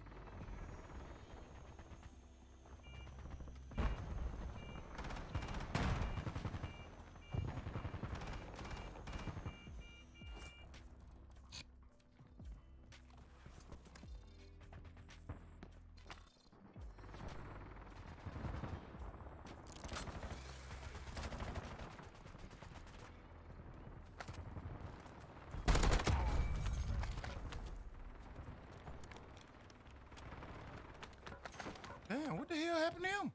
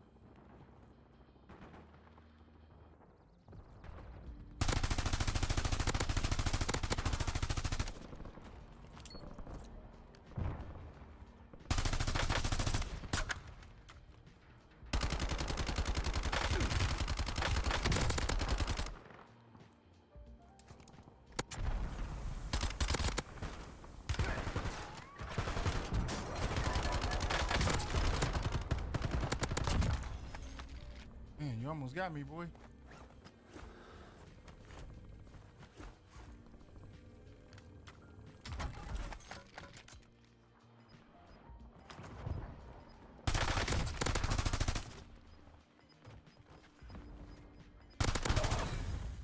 Put you in the battle bed, boy.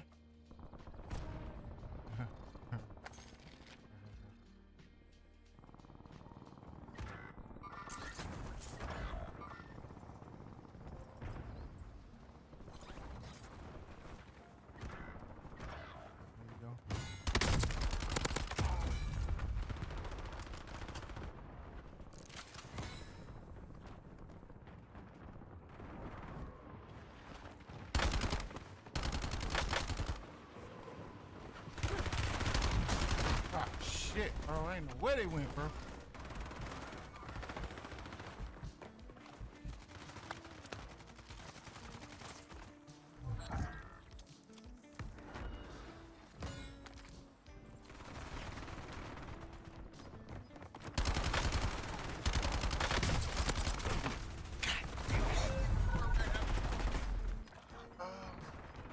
Seen them in.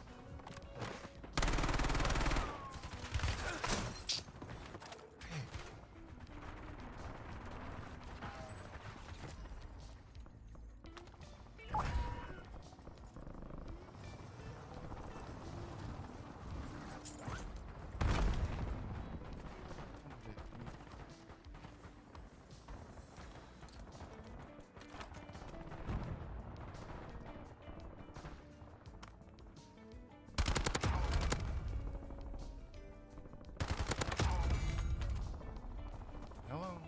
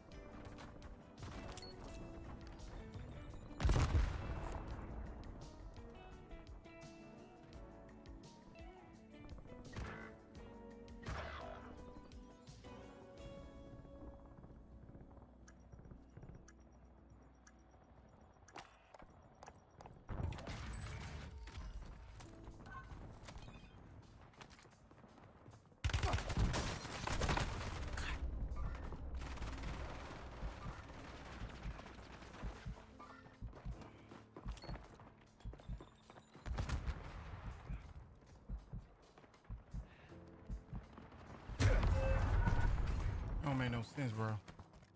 They all over the place, bro. As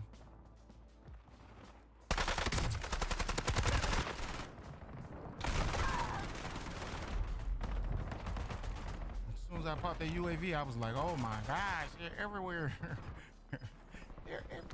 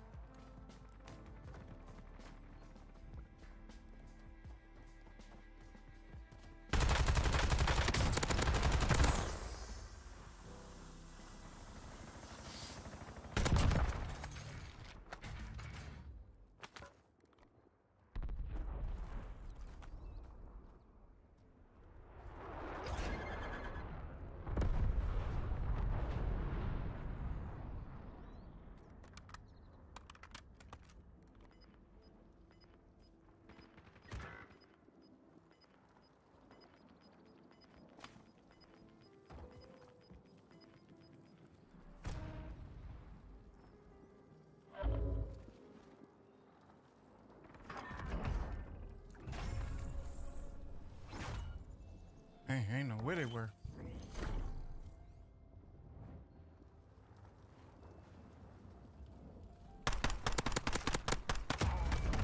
Hey. Hey, big mama. Big mama handling her business, bro. All right. Okay.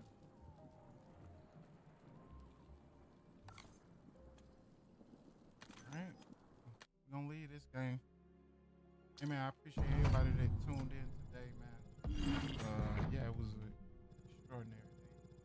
Really appreciate any of you guys.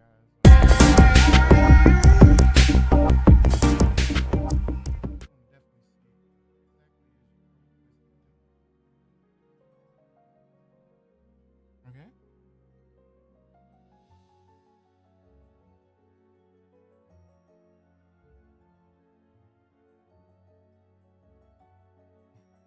Okay.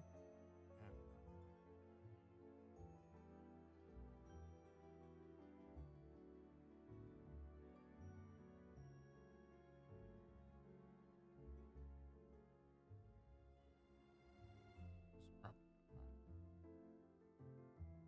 All right. So we're going to check this out. We'll be back about 9 o'clock or something like that. We're going to check out the rest of these Magnificent 7 stocks that we talked about. We're going to see if there was any echo or any audio issues, and we'll definitely try to fix that for the next one. So tune in with us here at Urban Horses, where we talk about trading stocks, war zones, strange, weird, conspiracy theories. I know. All right, guys, I will see y'all tomorrow in a few hours. If you enjoyed that, make sure you hit the like and subscribe so that we can put you on the list so that you'll know when we go live. All right. Thank you very much. Y'all have a good night.